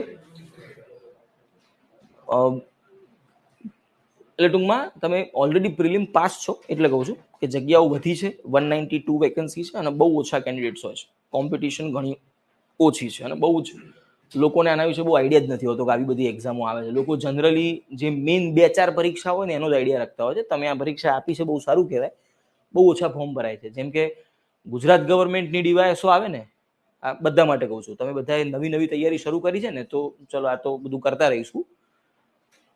જુઓ, 2 પ્રકારની પ્રિપરેશન હોય. એક પ્રિપરેશન એવી હોય કે જ્યારે તમે કોઈક પરીક્ષાને ટાર્ગેટ લઈને ચાલતા હો. તૈયારી જ્યારે નવી કરતા હો ત્યારે 2 પ્રકાર હોવા જોઈએ. ફર્સ્ટ કે તમે કોઈક સ્પેસિફિક એક્ઝામને ટાર્ગેટ કરો છો કે ભાઈ મારે જીપીએસસી જ પાસ કરવી છે, નથિંગ એલ્સ, બીજું કશું મારે જોવું જ નથી. આમ ઘોડાની આમ પેલું એના જેવું થઈ જાય કે ભાઈ મારે આમાં જ જવું. એ ફોકસ્ડ માઇન્ડ કહેવાય, બરાબર, કે ભાઈ મને આ જ જોઈએ છે. બીજી તૈયારી એવી હોય કે ભાઈ હું પ્રિપેરેશન કરું છું, પછી હું મારા બધા જ રસ્તા ઓપન રાખીશ, બરાબર, જ્યાં મને પહેલું મળે એ સ્વીકારીશું, પછી ત્યાંથી ધીરે ધીરે આગળ વધીશું. એટલે કદાચ શક્ય છે કે ભાઈ દાખલા તરીકે બેલીફની એક્ઝામ છે.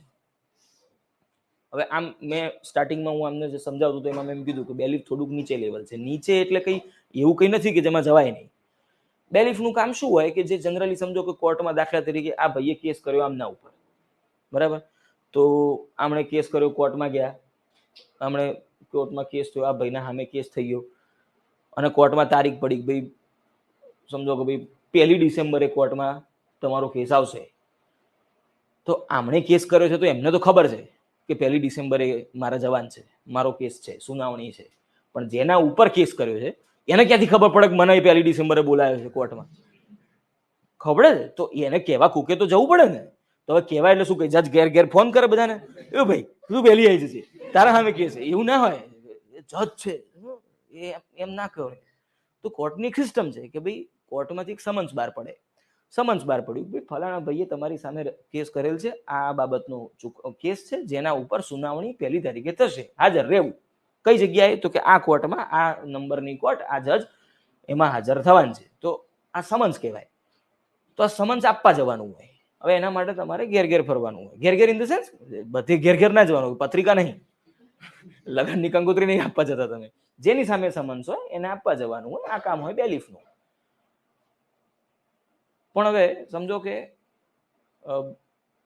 આના અંદર સ્ટાર્ટિંગ સેલેરી લગભગ 25-26 હજાર આસપાસનો હોય છે. પણ હા, કદાચ કોઈક એવું વિચારે કે ભાઈ આપણે એક વખત જોઈન થઈ જઈએ, પછી ધીરે ધીરે એમાંથી પછી એક વખત એક પગાર આવતો થઈ જશે, પછી ધીરે ધીરે તૈયારી કરતા રહીશું, પછી આગળ જઈશું. તો એક વિચારધારા આવી બી હોઈ શકે. જો આવી વિચારધારા છે તો એના માટે કોઈ બી પોસ્ટનું નામ ના હોય. સમજો કામ છે અને એ સરકારી કામ છે, એમાં ભાઈ હા ભાઈ હાઉસ સ્વીપરમાં જતા રહો એવું નહીં કરવાનું. પણ હા, કોઈ પણ ક્લાસ 3ની જોબ છે, ક્લેરિકલ પોસ્ટ છે, ગમે તે હોય ચાલે, એમ કંઈ ખોટું નથી, બરાબર. તો ક્યાંક ક્લેરિકલમાં બી જોબ મળે છે તો લઈ લેવાય, પછી આગળ તૈયારી કરાય, પછી આગળ જીપીએસસીનો જ ગોલ રખાય, ઉપરની બધી પરીક્ષાઓ અપાય, બરાબર. એક આ રીતે આગળ વધાય. એક એવી રીતે કે ભાઈ તમે એક પરીક્ષાને ટાર્ગેટ બનાવી દેશો કે મારે આમ જ જવું છે, બીજું કશું ના જોઈએ. બધાની વિચારધારા અલગ અલગ હશે અને વિચારધારામાં કોઈને કદી હું એવું તો નહીં જ કહું કે ના તમે જીવનમાં સપના મોટા જુઓ, ખાલી યુપીએસસી વિચારો.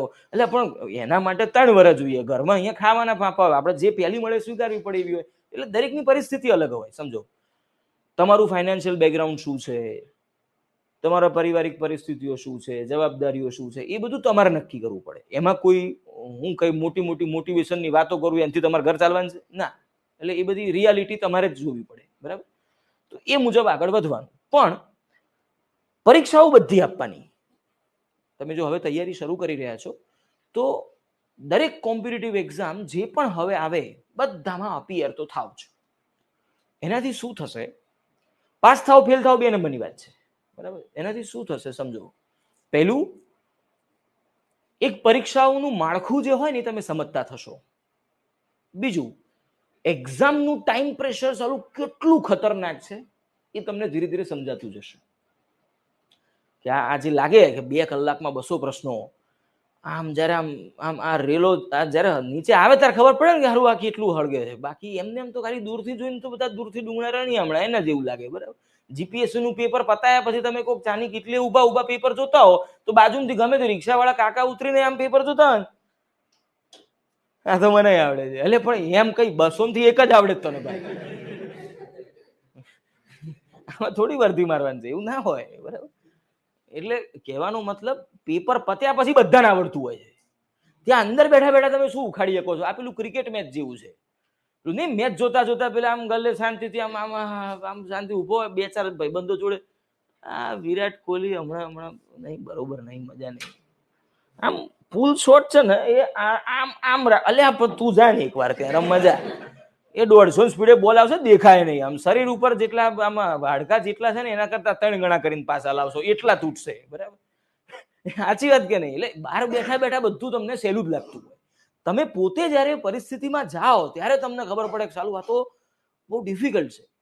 તો એક રિયાલિટી તમને સમજાય. બરાબર? એક્ઝામ બધી જ આપો, એનાથી શું થશે? આ એક પ્રેશર સમજાશે. તો એ પ્રેશર હેન્ડલ કરવાની કેપેસિટી ધીરે ધીરે બનશે. આ એક દિવસમાં ના આવડે. સમજો અમુક વસ્તુ અનુભવે જ શીખાશે. આના પરીક્ષાનું પ્રેશર કેવી રીતે હેન્ડલ કરવું એના માટે હું તમને અહીંયા 2 કલાક ભાષણ આપું એનાથી ના આવડી જાય. આ પેલું કેવું છે, સાયકલ કેવી રીતે ચલાવાય? તો આમ તો સિમ્પલ છે ને, હેન્ડલ મારી દેવાના, હેન્ડલ પકડી રાખવાનું, સિમ્પલ. તો કરો. જીવનમાં કદી પડ્યા વગર કોઈ સાયકલ આવડી છે?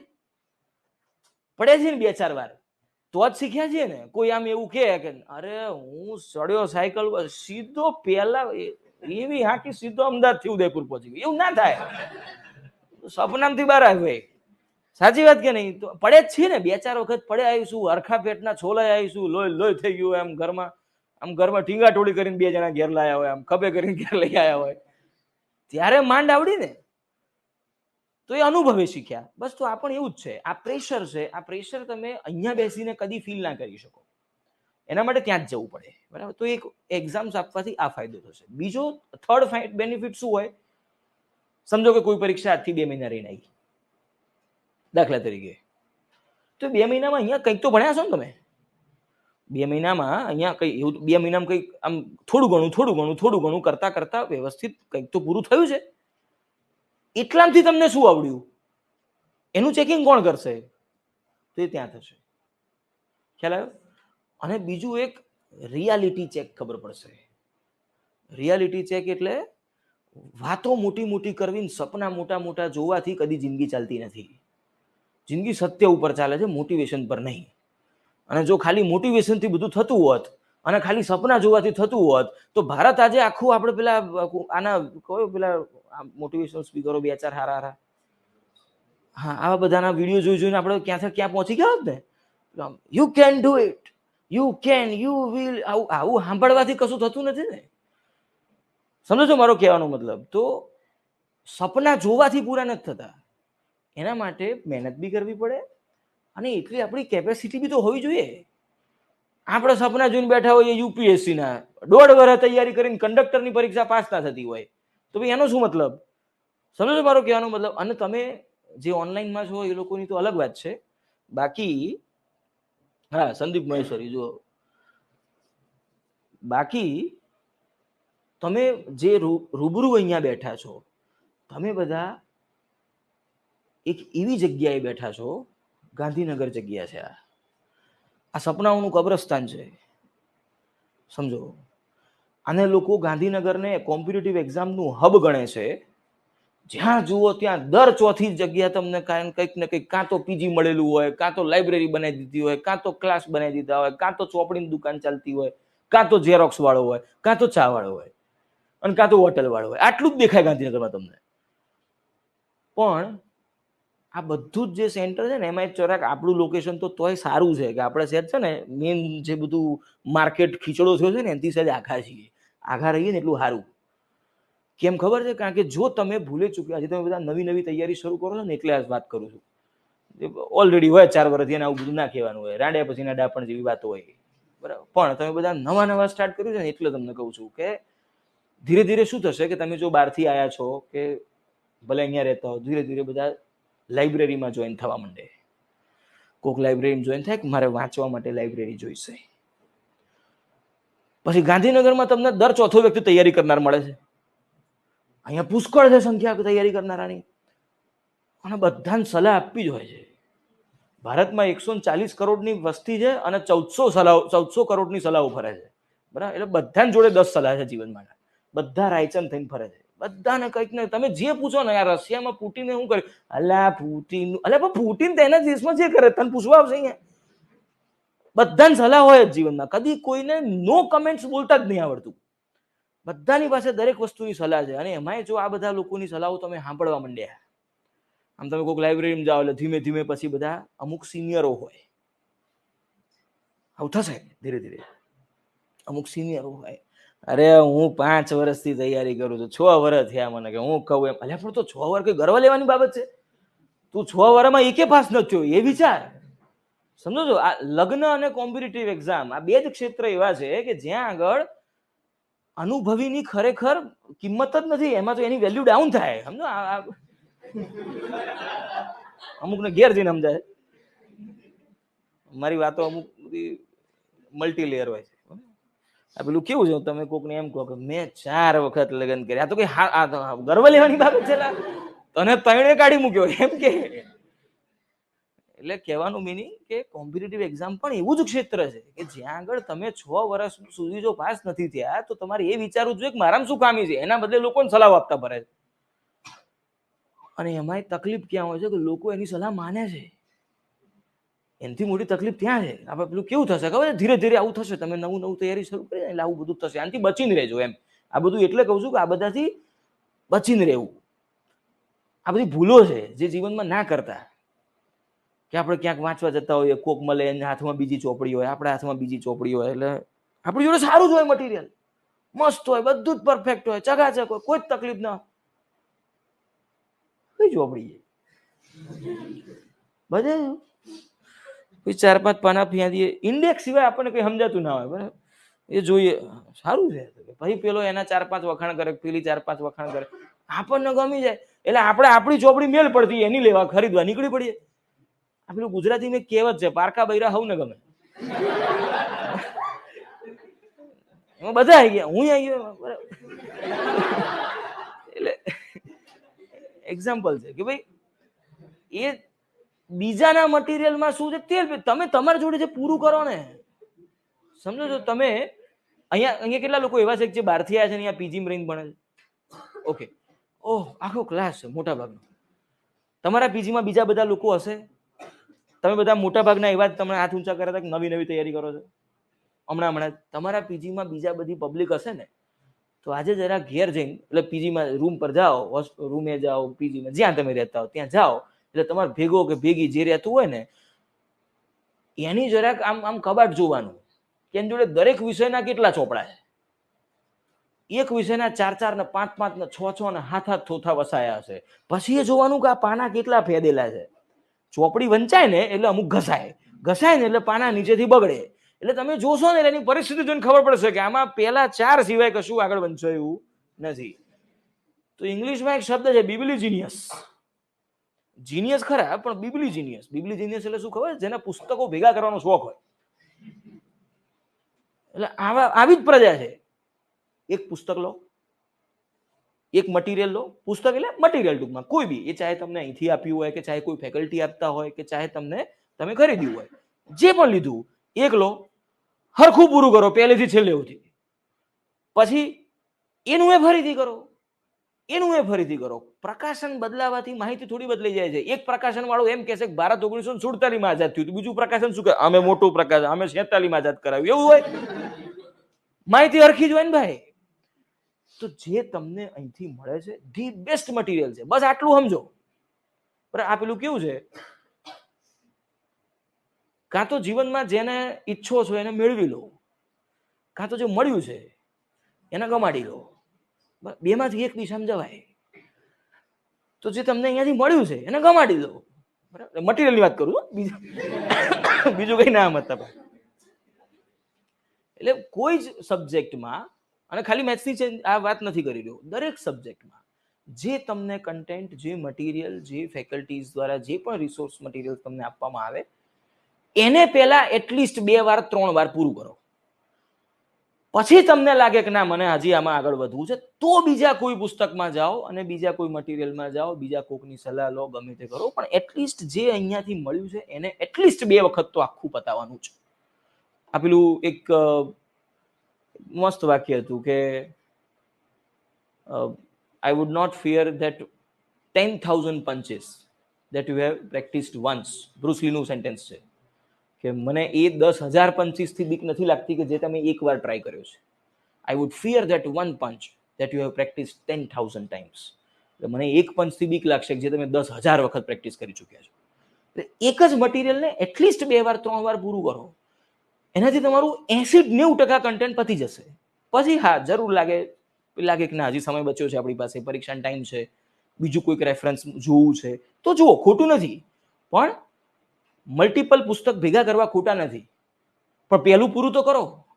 બરાબર, આપણે હજી પહેલી જોડે ચેટિંગ ચાલતી હોય ને બીજાને આપણે લઠ્ઠું લગાડવા જઈએ, એના જેવી વાત છે આ. પેલા હરખું એકમાં હા કે ના તો નક્કી તો કરો, પછી આગળ વધો ભાઈ. પછી બધી બાજુ લંગસ લડાવવાના, એના જેવું થાય, સમજે ને? એટલે કહેવાનો મતલબ છે કે જે પણ અહીંયાથી તમને સલાહ મળે ને એની સલાહ માનો.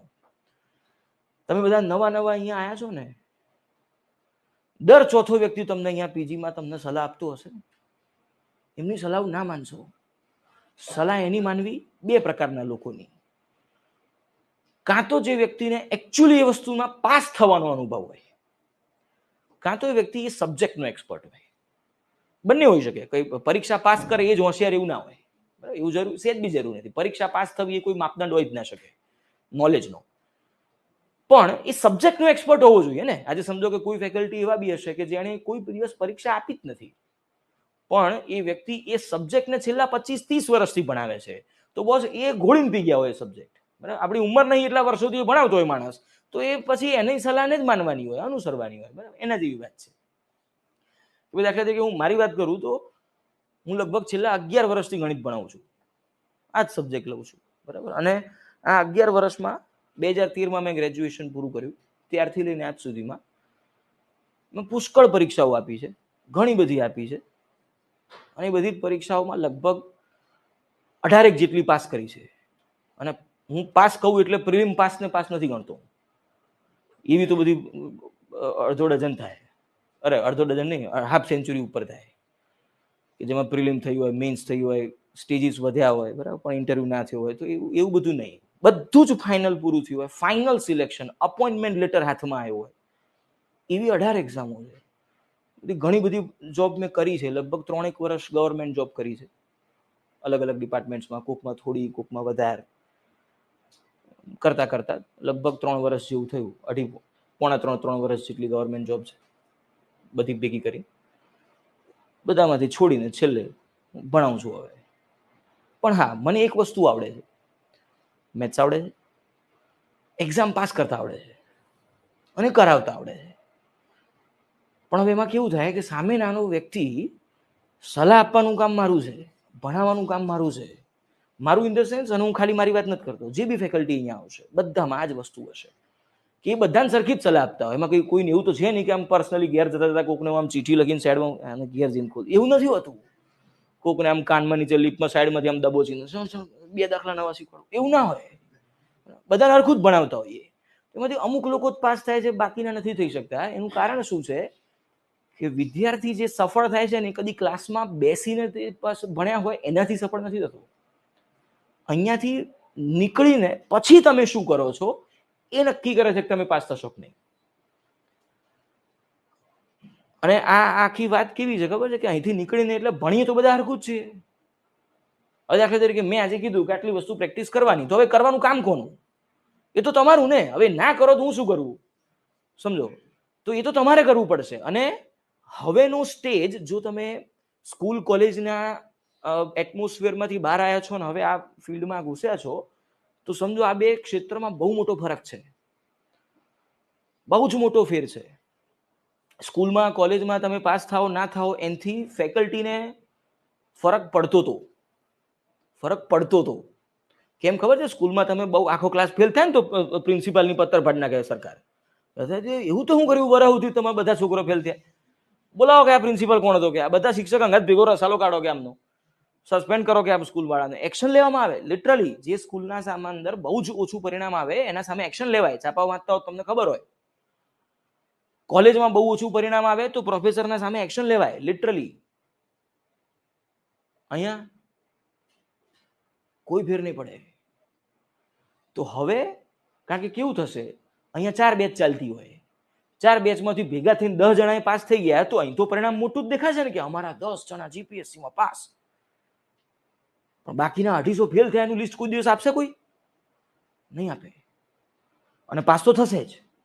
સમજો, હવેની મહેનત જે છે ને એ માત્ર એના માટે છે કે સક્સેસફુલ કેન્ડિડેટનું લિસ્ટ આવતા વર્ષે અહીંથી બી બહાર પડશે જ.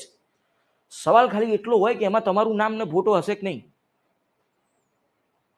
સમજો છો? અને એનાથી માત્ર તમને ફરક પડશે. તમારી સક્સેસ કે ફેલિયર હવે તમારા માટે છે, બીજા કોઈના માટે નથી. સ્કૂલમાં કોલેજમાં આપણે માત્ર શેના માટે અભ્યાસ કર્યો હોય? 100 માંથી 35 લાવવા છે, પાસ થઈ જઈએ એટલે બહુ. સાચી વાત કે નહીં?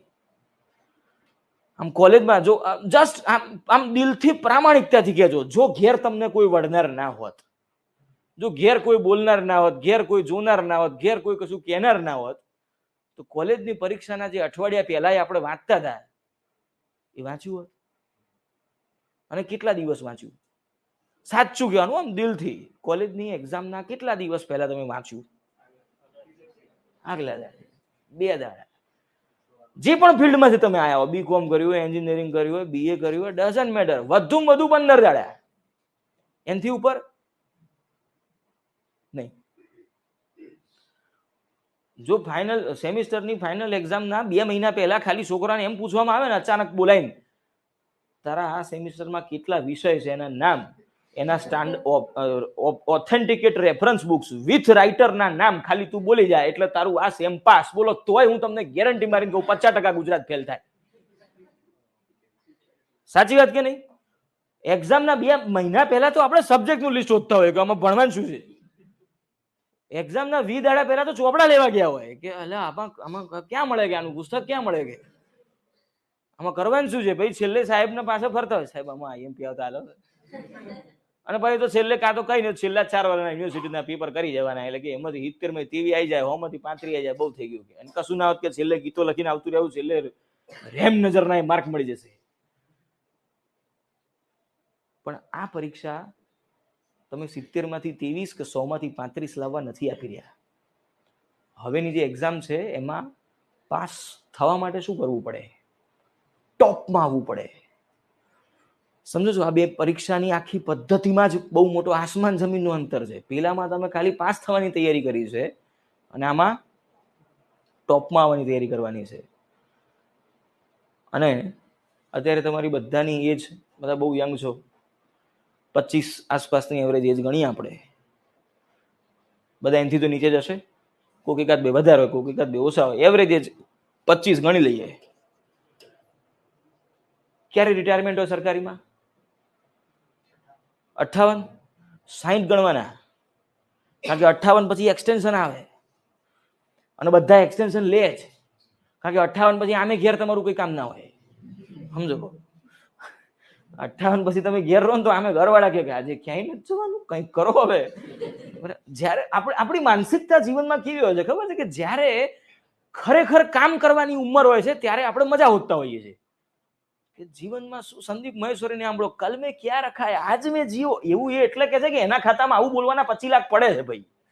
સાંઈરામ દવે કે અરે કાલ કોણે જોય ભલા આજનામાં જીવ, પણ એને આવું કહેવાના 4 લાખ રૂપિયા પર શો મળે છે એટલે કે આજનામ જીવો. મને કોક આલતું હોય 10 લાખ, હું કરું મોટિવેશન નો ડાયરો, એમ હું વાંધો છે? અરે કાલ કોણે જોય, આજે જીવો, કાલ જીવ્યા મર્યા કોને ખબર કે. પણ એવું એને આજે જીવો એવું કે છે કારણ કે એને આજે ને આજે 5 લાખ મળી જાય, એટલે એ તો કે જ ને કે આજે જ મજા છે, એમ તો આજે જ મજા છે. એ તો સજા તો આપણે ભોગવવાની છે. એટલે જે ઉંમરે જીવનમાં કામ કરવું જોઈએ ત્યારે આપણે મજા હોતા હોય, જ્યારે ખરેખર મજા કરવાની હોય, આમ ફરવાનું હોય, નિવૃત્ત થવાનું હોય, ત્યારે લોકો પ્રવૃત્તિ હોતા હોય. પછી 60 પછી એમ કહેતા કઈક પ્રવૃત્તિ તો રહે ને કે, એટલે પણ તો ત્યારે નિવૃત્ત થાય ને, જ્યારે પ્રવૃત્તિ કરવી હતી ત્યારે નિવૃત્તિ હોતી હતી. પણ ઠીક છે, ટૂંકમાં 58 હોય, પછી 1-2 વર્ષનું એક્સટેન્શન હોય, ભેગું થઈ થઈને 60 વર્ષે તો તમે છેલ્લે રિટાયર થઈ જ જાઓ. સમજો કે 25 તમે જોઈન થાવ છો, 60 તમે રિટાયર થાવ છો, કેટલા વર્ષ થયા? 35 વર્ષ.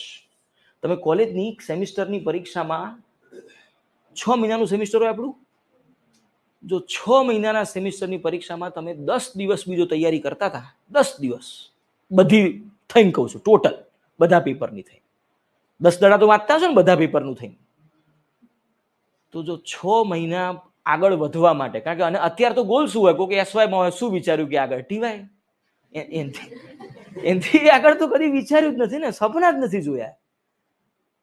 પણ જો 6 મહિનાની તૈયારી માટે બી જો આપણે 15-20 દિવસ 10 દિવસનો સમય કાઢતા હોઈએ, તો જો કોઈ એક એક્ઝામ તમારી જિંદગીના 35 વર્ષ સુધારી શકતું હોય, તો એના માટે કેટલો સમય આપવો જોઈએ? ટાઈમ લાગે ને. પણ એ સમય કોણે આપવો પડશે? તમારે. અહીંથી દરેક વ્યક્તિ તમને માત્ર સલાહ આપી શકે, એના ઉપર કામ કરવાનું, અનુસરવાનું એ બધું તમારે કરવાનું છે, બરાબર, દરેક વિષયમાં. ચલો આપણે આગળ વધીએ.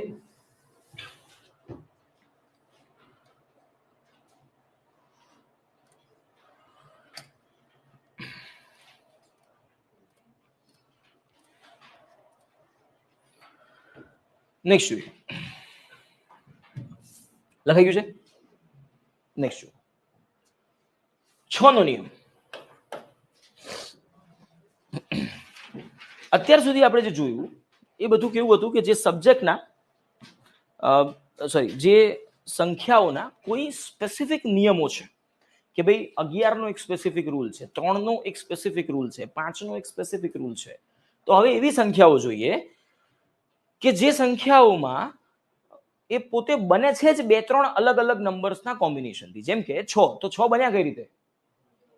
6 બને કઈ રીતે? 2 તરી 6, બરાબર, 2 તરી 6. તો અહીંયાથી એક નિયમ આવો બનાવાય કે જે સંખ્યાને 2 વડે અને 3 વડે બંને વડે નિશેષ ભાગી શકાય, એ બધી જ સંખ્યાઓ 6 વડે નિશેષ ભાગી શકાય. જે સંખ્યાને 2 વડે અને 3 વડે બંને વડે નિશેષ ભાગી શકાય, તે સંખ્યાને 6 વડે નિશેષ ભાગી શકાય. શું કહેવા માંગુ છું? સમજો કે હું સંખ્યા આવી લખું છું, બરાબર, આને 3 વડે ભાગી શકાય કે નહીં ચેક કરીએ. 3 નો નિયમ શું હતો? આડો સરવાળો. આડો સરવાળો એટલે 1 ને 2, 3 ને 3, 6 ને 4, 10 ને 5, 15 ને 6, 21. 21 ને 3 વડે ભાગી શકાય કે નહીં? ભાગી શકાય. અને જો આને ભાગી શકાય છે તો હવે ચેક કરો 2 વડે. 2 વડે ભાગી શકાય? 2 વડે આને નહીં જોવાના. આ તો 3 ના નિયમ માટે આવેલી સંખ્યા હતી. આપણે મૂળ સંખ્યાને ચેક કરી તો 2 વડે કોને જોઈશું? આને, કે ભાઈ લાસ્ટ ડિજિટ 6 એટલે 2 વડે ભગાય. અને જો 3 વડે બી ભગાય છે, 2 વડે બી ભગાય છે, તો એનો મતલબ કે આખી સંખ્યા 6 વડે નિશેષ ભાગી શકાશે. ક્લિયર છે? સમજો કે સંખ્યા છે આવી,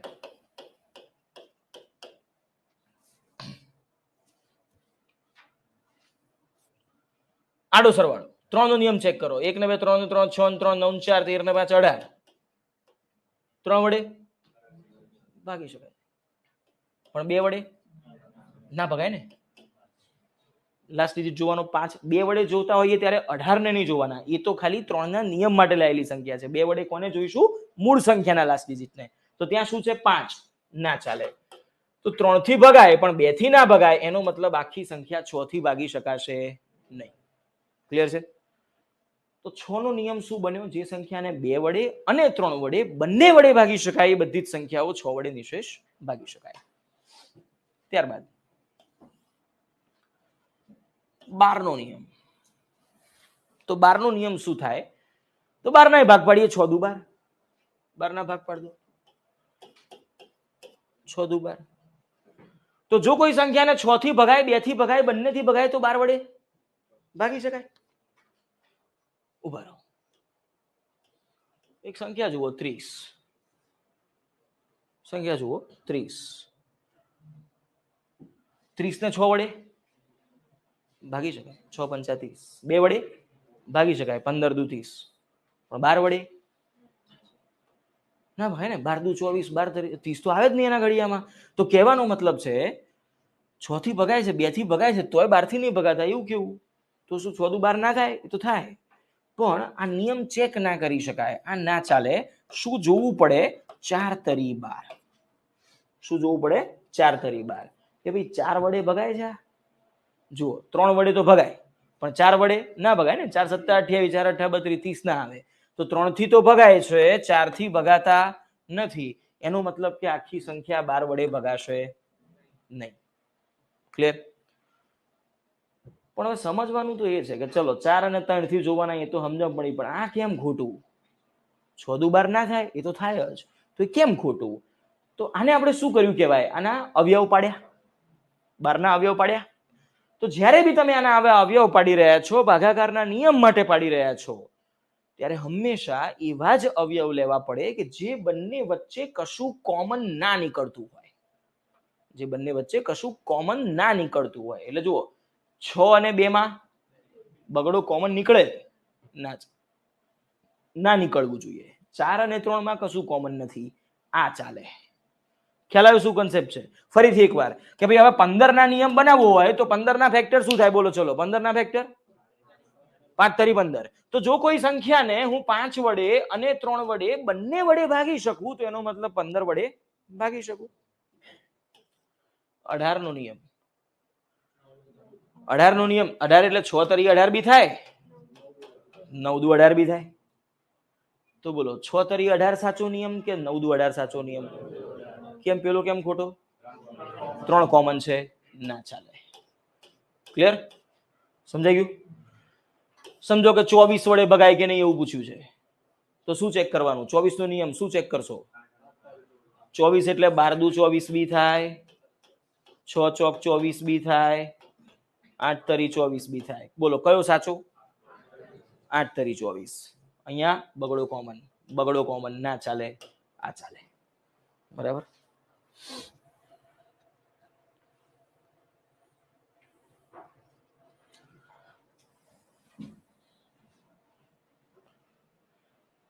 ખબર પડી શું થઈ રહ્યું છે? આપણે કેવા ભાગ પાડીએ છીએ. બરાબર?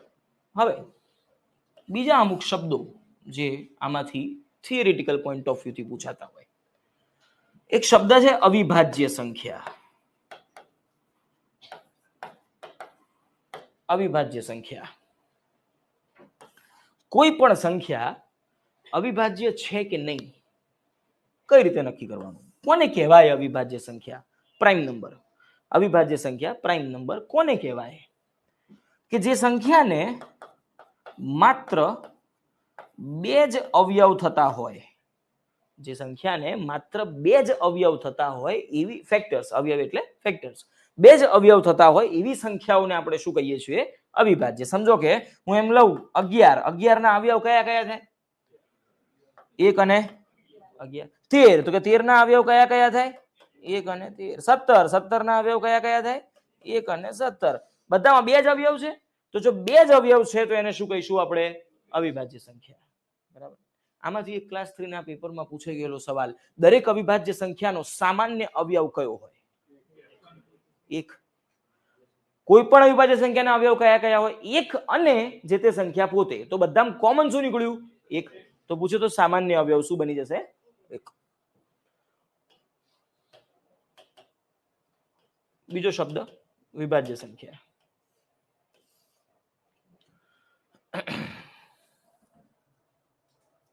વિભાજ્ય સંખ્યા. અને હા, ઓનલાઈનમાં જેમણે સવાલ પૂછેલો કે કોઈ સંખ્યા અવિભાજ્ય છે કે નહીં એ ખબર ક્યાંથી પડે? તો જુઓ, સંખ્યા નાની છે ત્યાં સુધી આપણે વિચારી લઈશું, બરાબર, કે ભાઈ એના ફેક્ટર કેટલા છે. 2 અવયવ છે તો એના અવિભાજ્ય કહેવાય. પણ તકલીફ ક્યાં થાય કે જ્યારે સંખ્યાઓ મોટી આવી જાય એટલે હવે સમજો કે દાખલા તરીકે આવો સંખ્યા સવાલ છે 223, ઉદાહરણ આપું છું કે ભાઈ આ અવિભાજ્ય છે કે વિભાજ્ય, ચેક કરો. તો હવે એવું નક્કી ક્યાંથી કરવાનું? આના બધા ભાગ પાડવા બેવાના? તો આ તો ચેક કરવા બેહીએ કે આને કોના વડે ભગાય, તો આ તો 1 થી 222 સુધી જવું પડે ને. તો એવું ના હોય. એના માટે બીજી એક મેથડ આવશે. અવિભાજ્યની ખાલી ડેફિનેશન અહીંયા સમજ્યા છીએ, જેમનો સવાલ હતો એમના માટે ખાલી હું કહું છું. કોઈ પણ રેન્ડમ નંબર હું તમને આપી દઉં, રેન્ડમ નંબર, સમજો કે હું એમ કહી દઉં કે ભાઈ 1705, 1705 તો તોય સહેલું, 1703. હવે આ અવિભાજ્ય છે કે વિભાજ્ય નક્કી ક્યાંથી થાય? તો એ આપણે જોઈશું વર્ગમૂળ ઘનમૂળ ટોપિક આવશે એના અંદર, કે ભાઈ કોઈ પણ સંખ્યા અવિભાજ્ય છે કે નહીં નક્કી ક્યાંથી કરવાનું. તો તમને એમ થાય કે એના વર્ગમૂળ જોડે વર્ગ જોડે હું લેવા દેવા, જોઈશું આપણે. ટૂંકમાં એ વખતે ત્યાં આગળ કનેક્ટ થશે. ખાલી ડેફિનેશન અહીંયા જોઈ રહ્યા છીએ. ચેક કરવું કઈ રીતે? જો સંખ્યાઓ મોટી થઈ જાય, સમજો નાની છે જ્યાં સુધી 50 સુધીની સંખ્યાઓ છે ત્યાં સુધી તો આપણને મોઢે ખબર પડશે. પણ જો સંખ્યાઓ હું 500 કરતા ઉપર લઈ જાઉં, પછી એના અવયવો કેટલા, એ અવિભાજ્ય છે કે નહીં, વિભાજ્ય છે કે નહીં, તો એ બધું અઘરું થઈ જાય, કારણ કે એટલા બધા ઘડિયાઓ તો થોડા આવડશે, બરાબર. તો એના માટે આપણે બીજા અમુક આપણે થિયરીઝ સાથે કનેક્ટ કરીશું અને એ જોઈશું આપણે વર્ગમૂળ ઘનમૂળ ટોપિકના અંદર. તો વિભાજ્ય સંખ્યા કોને કહેવાય? જે સંખ્યાના 2 કરતા વધારે અવયવ હોય.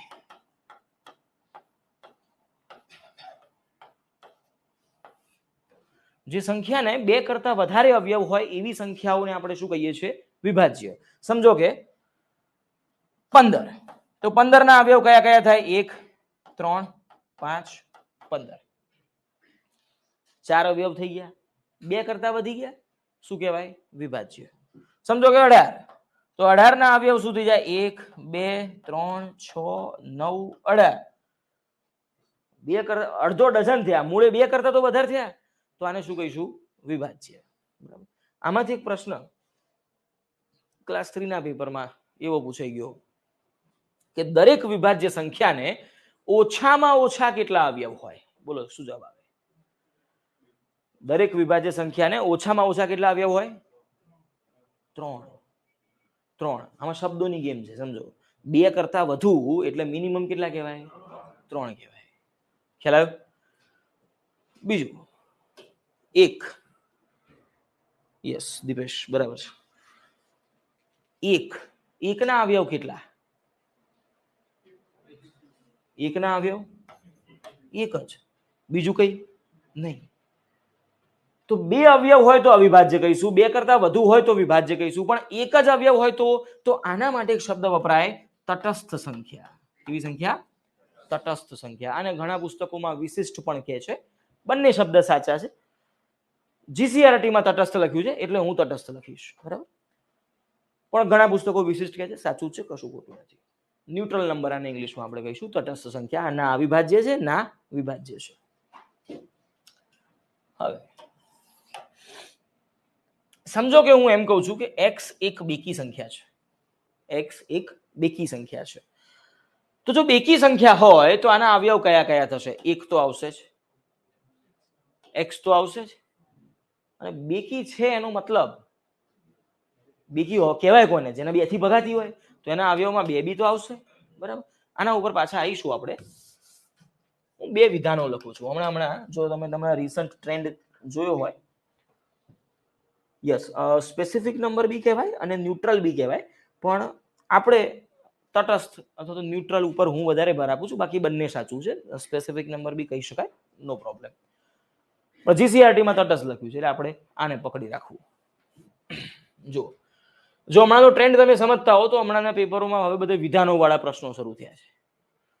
પ્રશ્નમાં એવું લખીને આપે કે નીચેના પૈકી કયું અથવા કયા વિધાનો સત્ય છે.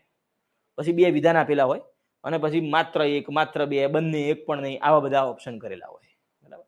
તો હું 2 વિધાન લખું છું. દરેક બેકી સંખ્યા વિભાજ્ય જ હોય. બીજું વિધાન, દરેક અવિભાજ્ય સંખ્યા હંમેશા બેકી જ હોય. બોલો કયા વિધાનો સાચા છે? માત્ર એક, માત્ર બે, બંને કે એક પણ નહીં?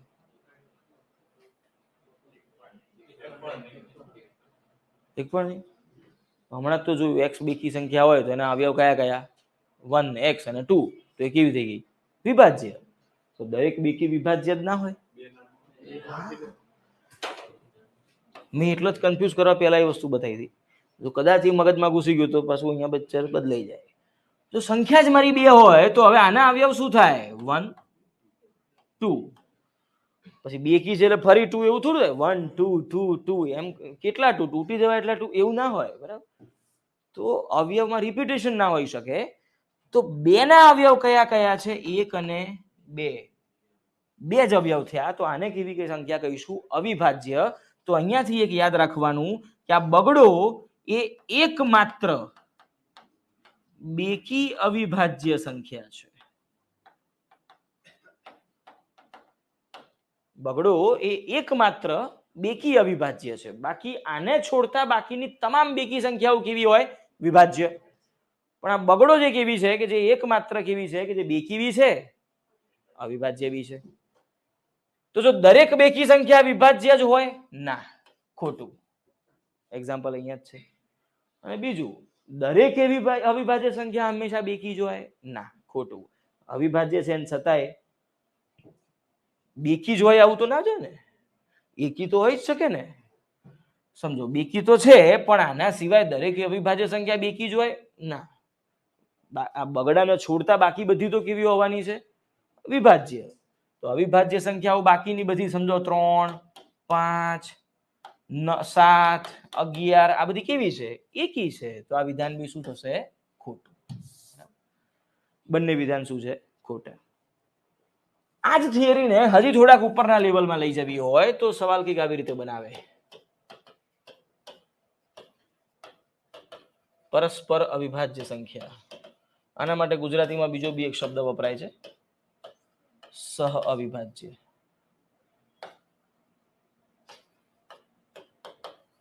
સહ અવિભાજ્ય. બરાબર? ઇંગ્લિશમાં આને કહેવાય કોપ્રાઇમ. કોપ્રાઇમ.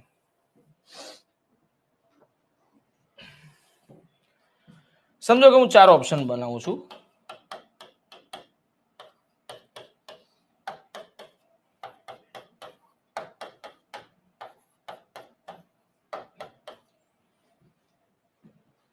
એમ કહું કે 4 વિકલ્પો છે. નીચેના પૈકી કયો વિકલ્પ પરસ્પર અવિભાજ્ય સંખ્યા છે અથવા તો સહ અવિભાજ્ય સંખ્યા છે? બોલો જવાબ કયો થશે? A B C D. Answer શું બની જાય? A.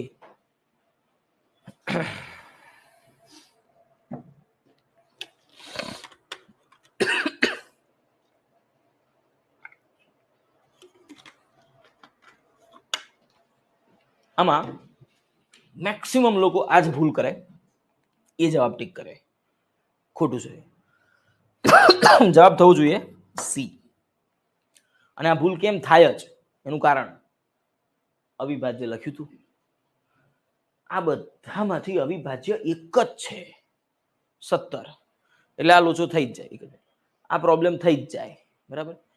તો અહીંયા સંખ્યા પોતે અવિભાજ્ય છે કે વિભાજ્ય એનાથી એકચ્યુઅલી ફરક પડતો જ નથી. પરસ્પર અવિભાજ્યને સંખ્યા પોતે અવિભાજ્ય છે વિભાજ્ય છે એનાથી ફરક પડતો નથી. તો પરસ્પર અવિભાજ્ય કોને કહેવાય? કે જે બે સંખ્યાઓમાં કોઈ કોમન ફેક્ટર ના નીકળતો હોય એને કહેવાય શું? પરસ્પર અવિભાજ્ય. જુઓ આ બંનેમાં તો 17 કોમન નીકળે છે ને, ના ચાલે. આ પરસ્પર અવિભાજ્ય નથી. 8 અને 14 માં બગડો કોમન નીકળે છે, આ ના ચાલે. આ પરસ્પર અવિભાજ્ય નથી. 8 અને 16 માં 8 પોતે કોમન, 4 બી કોમન કહી શકો, 2 બી કોમન કહી શકો. ઇન શોર્ટ આ પરસ્પર અવિભાજ્ય નથી. તો એક જ છે કે જે પરસ્પર અવિભાજ્ય કઈ 8 અને 15. કેમ? 8 ના ફેક્ટર થાય. જુઓ 2 દુ 4 દુ 8. 15 ના ફેક્ટર થાય 3 પંચા 15. પણ શું આ બંનેમાં કશું કોમન આવ્યું? ના, તો આ બંને વિભાજ્ય છે છતાંય ભેગી લખાય ત્યારે આ કેવી છે? પરસ્પર અવિભાજ્ય અથવા તો સહવિભાજ્ય. તો આના માટે ડેફિનેશન બનાવ્યું તો શું બનાવાય કે જે સંખ્યાઓમાં કોઈ સામાન્ય અવયવ ના હોય એવી સંખ્યાઓને આપણે શું કહીએ છીએ? પરસ્પર અવિભાજ્ય. અને જ્યારે હું એમ લખું છું કે કોઈ સામાન્ય અવયવ ના હોય, ઇટ મીન્સ કે હું વાત કરું છું એક સિવાય. એકડો કોમન નીકળે એવું નહીં ગણવાનું, એ તો બધામાં કોમન નીકળે, એના સિવાયની વાર્તા ચાલે છે. ક્લિયર? યસ. શું કહેશો? ડન. ઓનલાઈનમાં કોઈને કઈ ડાઉટ? અહીંયા કોઈને કઈ ડાઉટ? લખી લો.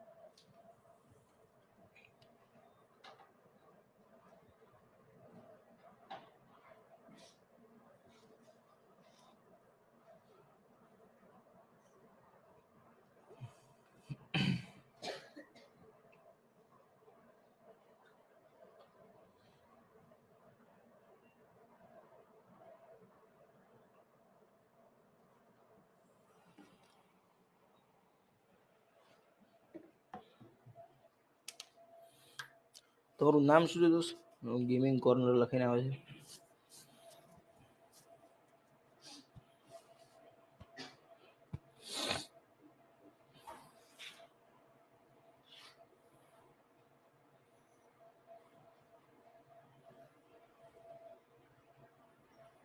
અરવિંદ.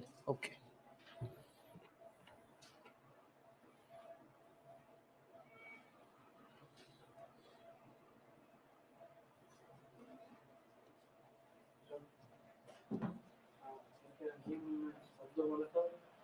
કેમ?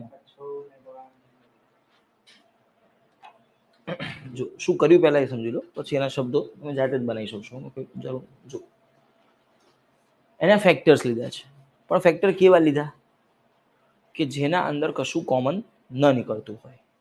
તો જે પણ સંખ્યા તમે લઈ રહ્યા છો, જેમ કે 6 છે તો 6 ના ફેક્ટર શું થશે? 2 and 3. આમાં બીજો ઓપ્શન નથી એટલે વિચારવાનું થતું નથી. 12 છે તો 12 ના ફેક્ટર 6 દુ 12 બી થાય, 4 તરી 12 બી થાય. તો કેમ 6 દુ 12 ચેક ના કર્યું અને 4 તરી 12 જ જોયું? કારણ કે આમાં બગડો કોમન નીકળે છે, ના ચાલે. તો આપણે શું કર્યું? કોઈ પણ સંખ્યાના અનકોમન ફેક્ટર્સ લીધા અથવા તો કો પ્રાઇમ ફેક્ટર્સ લીધા. કો પ્રાઇમ ફેક્ટર્સ. જો જ્યારે આપણે અહીંયા એમ કીધું કે 4 તરી 12 ચાલે, તો આ 4 3 એ જ શું છે? કો પ્રાઇમ. જ્યારે હું એમ કહું છું 6 તરી 18 ના ચાલે, 9 દુ 18 ચાલે, તો આ 9 અને 2 જ શું છે? કો પ્રાઇમ. 8 અને 3 શું છે? કો પ્રાઇમ. બરાબર.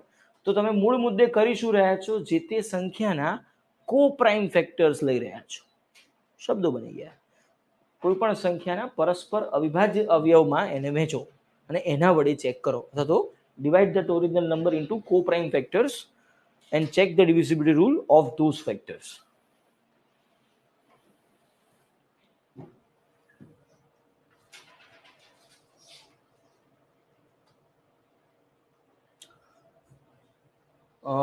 હિના 0 ના 0 ઉપર પતી જવા દો, પછી હું સમજાવું. લખી જવા દો પહેલા. નરંગ લખો. અહીંયા આમ તો થોડું ઘણું મેં લખ્યું છે, બાકી આગળ પાછળનું જોઈન કરી દેજો, હું બોલી જાઉં છું. જે સંખ્યાઓમાં કોઈ સામાન્ય અવયવ ના હોય તેવી સંખ્યાઓને પરસ્પર અવિભાજ્ય કહેવાય. અને બાજુમાં કૌંસમાં લખવાનું એક સિવાય, એકડો તો બધામાં કોમન આવશે.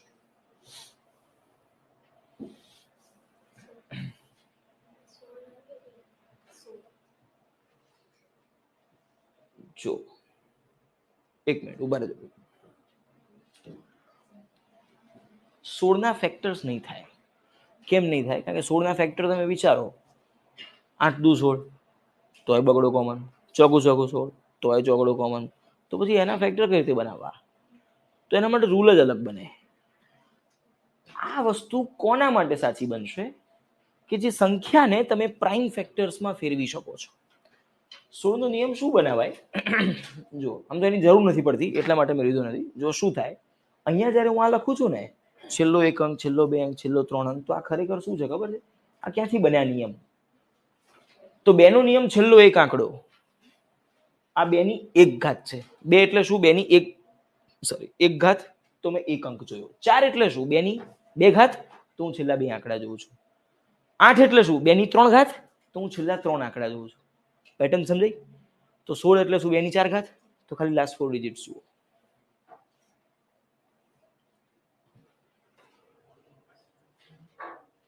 અને જો એક મિનિટ લખજો પછી.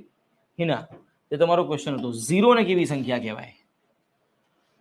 તો 0 ને તટસ્થ કેવી, અવિભાજ્ય કેવી કે વિભાજ્ય કેવી? શું કેવું? વિશિષ્ટ એવું નહીં કહેવાનું, આમાં આવી ગયું વિશિષ્ટ, હરખું જોઈએ, એક પણ નહીં.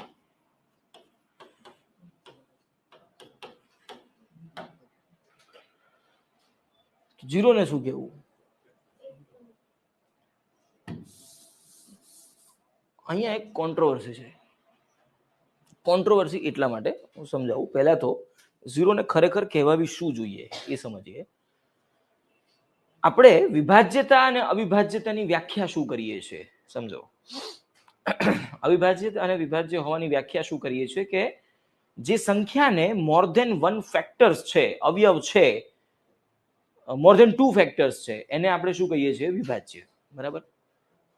તો ફેક્ટર કોને કહેવાય? અવયવ કોને કહેવાય? સમજો હું એમ કહું છું કે 15 નો એક અવયવ 5 છે. 15 નો એક અવયવ 5 છે. કેમ છે? ક્યાંથી નક્કી થયું? કે જો 15 ને 5 વડે ભાગવામાં આવે તો શું થાય? 5 તરી 15, શેષ શું બચી? 0. જો કોઈ પણ સંખ્યાને બીજી કોઈક સંખ્યા વડે ભાગવાથી શેષ 0 બચતી હોય તો એવા સંજોગોમાં આને કહીએ છીએ ભાજ્ય. ગુજરાતીમાં આપણે આવું ટોપિક ભણ્યા છીએ, ભાજ્ય, ભાજક, ભાગફળ અને શેષ. તો આને શું કહીએ છીએ? ભાજક. આને કહીએ છીએ શેષ અને આને કહીએ છીએ ભાગફળ. બરાબર? જો કોઈ પણ સંખ્યાને બીજી કોઈ પણ સંખ્યા વડે ભાગતા જો શેષ 0 બચતી હોય તો જે ભાજક છે એને ભાજ્યનો અવયવ કહેવાય. આ આપણી ડેફિનેશન છે થિયરિટિકલ. બરાબર? તો આવું 0 બચે છે એટલા માટે 5 ને હું 15 નો ફેક્ટર કહી શકું છું. જો મારી સંખ્યા 0 હોય તો શું થાય? સમજો કે 0 નો એક અવયવ 3 છે. હું આવું બોલું છું. આ વિધાન સાચું કે ખોટું? 0 નો એક અવયવ 3 છે. આ વિધાન સાચું કે ખોટું? ઉભા રહો. 0 ને 3 થી ભાગીએ શું થાય? 3 ગુણ્યા 0 0. શેષ કેટલી બચી? 0. ડેફિનેશન શું બોલ્યો હમણાં? જો શેષ 0 બચે તો ભાજકને ભાજ્યનો અવયવ કહેવાય. જો શેષ 0 બચે તો ભાજકને ભાજ્યનો અવયવ કહેવાય. તો 3 એ 0 નો અવયવ છે. હું 3 ના 4 કરી દઉં તો છે, 5 કરું તો છે. એકચ્યુઅલી 0/n શું થાય? 0. તો 0 ના અવયવ કેટલા? 1 2 3 4 5 6 7. આનો કોઈ અંત હોય ના. તો 0 ના અવયવ કેટલા છે? અનંત. 0 ના અવયવ કેટલા છે? અનંત છે. ઇન્ફાઇનાઇટ ફેક્ટર્સ છે 0 ના. તો હવે 0 ને કેવી કહી શકાય? અવિભાજ્ય, વિભાજ્ય, તટસ્થ કે શું કહેશો? વિભાજ્ય. કારણ કે અવયવ 2 કરતા તો વધી ગયા, અનંત છે એટલે 2 થી તો વધારે છે ને, તો એને કેવી કહેવાશે? વિભાજ્ય. તો હવે આમાં કોન્ટ્રોવર્સી શું છે? ગુજરાત ગવર્મેન્ટની તમે કોઈ પણ એક્ઝામ આપતા હો સ્ટેટ ગવર્મેન્ટની તમે કોઈ પણ એક્ઝામ આપતા હો એમાં આપણા માટે બેઝ શું હોય? Always GCRT. જીસીઆરટીમાં જે લખ્યું એ આપણા માટે બ્રહ્મવચન, બરાબર. જીસીઆરટી જો એવું લખીને આપી દે કે ભાઈ સૂર્ય હંમેશા પશ્ચિમ દિશામાં ઉગે છે, તો આપણે માની લેવાનું કે પશ્ચિમ દિશામાં ઉગે છે. આપણા માટે જીસીઆરટી લખે એ બ્રહ્મવચન, એના જેવી વાત છે, બરાબર. જીસીઆરટીમાં અવયવ કોને ગણવા અથવા તો અવિભાજ્યતા અને વિભાજ્યતાઓની જે વ્યાખ્યાઓની શરૂઆત થાય છે એ હંમેશા એ બધી જ જગ્યાઓએ પ્રાકૃતિક સંખ્યાઓમાં થાય છે. તમે જીસીઆરટી વાંચો તો ખ્યાલ આવશે કે આપણે પ્રાકૃતિક સંખ્યાઓ માટે હવે વિભાજ્યતા અને અવિભાજ્યતાને સમજીશું, એમ કરીને એમણે ચેપ્ટરની શરૂઆત કરી છે. તો પ્રાકૃતિક સંખ્યાઓ કોને કહેવાય? પ્રાકૃતિક સંખ્યાઓ એટલે 1, 2, 3, 4, 5 અપ ટુ ઇન્ફાઇનાઇટ. તો એમાં ઝીરો નથી આવતો. તો ઝીરો શું છે? વિભાજ્ય, અવિભાજ્ય, એની કોઈ જ વ્યાખ્યા આપણા જીસીઆરટીમાં થયેલી છે જ નહીં. એટલે ગુજરાત ગવર્મેન્ટમાં આવો ક્વેશ્ચન કદી કોઈ પૂછતું નથી. બટ જો તમે સેન્ટ્રલની કોઈ એક્ઝામ્સ આપતા હો તો એમાં પૂછી શકે, બીકોઝ એનસીઆરટીમાં આના વિશેનો ઉલ્લેખ છે. એટલે ગુજરાતમાં આનો સવાલ ન પૂછી શકે, પણ જો સેન્ટ્રલની કોઈ એક્ઝામ આપો ને પૂછાય તો ઝીરોને આપણે કેવી સંખ્યા ગણીશું? વિભાજ્ય. ઓકે.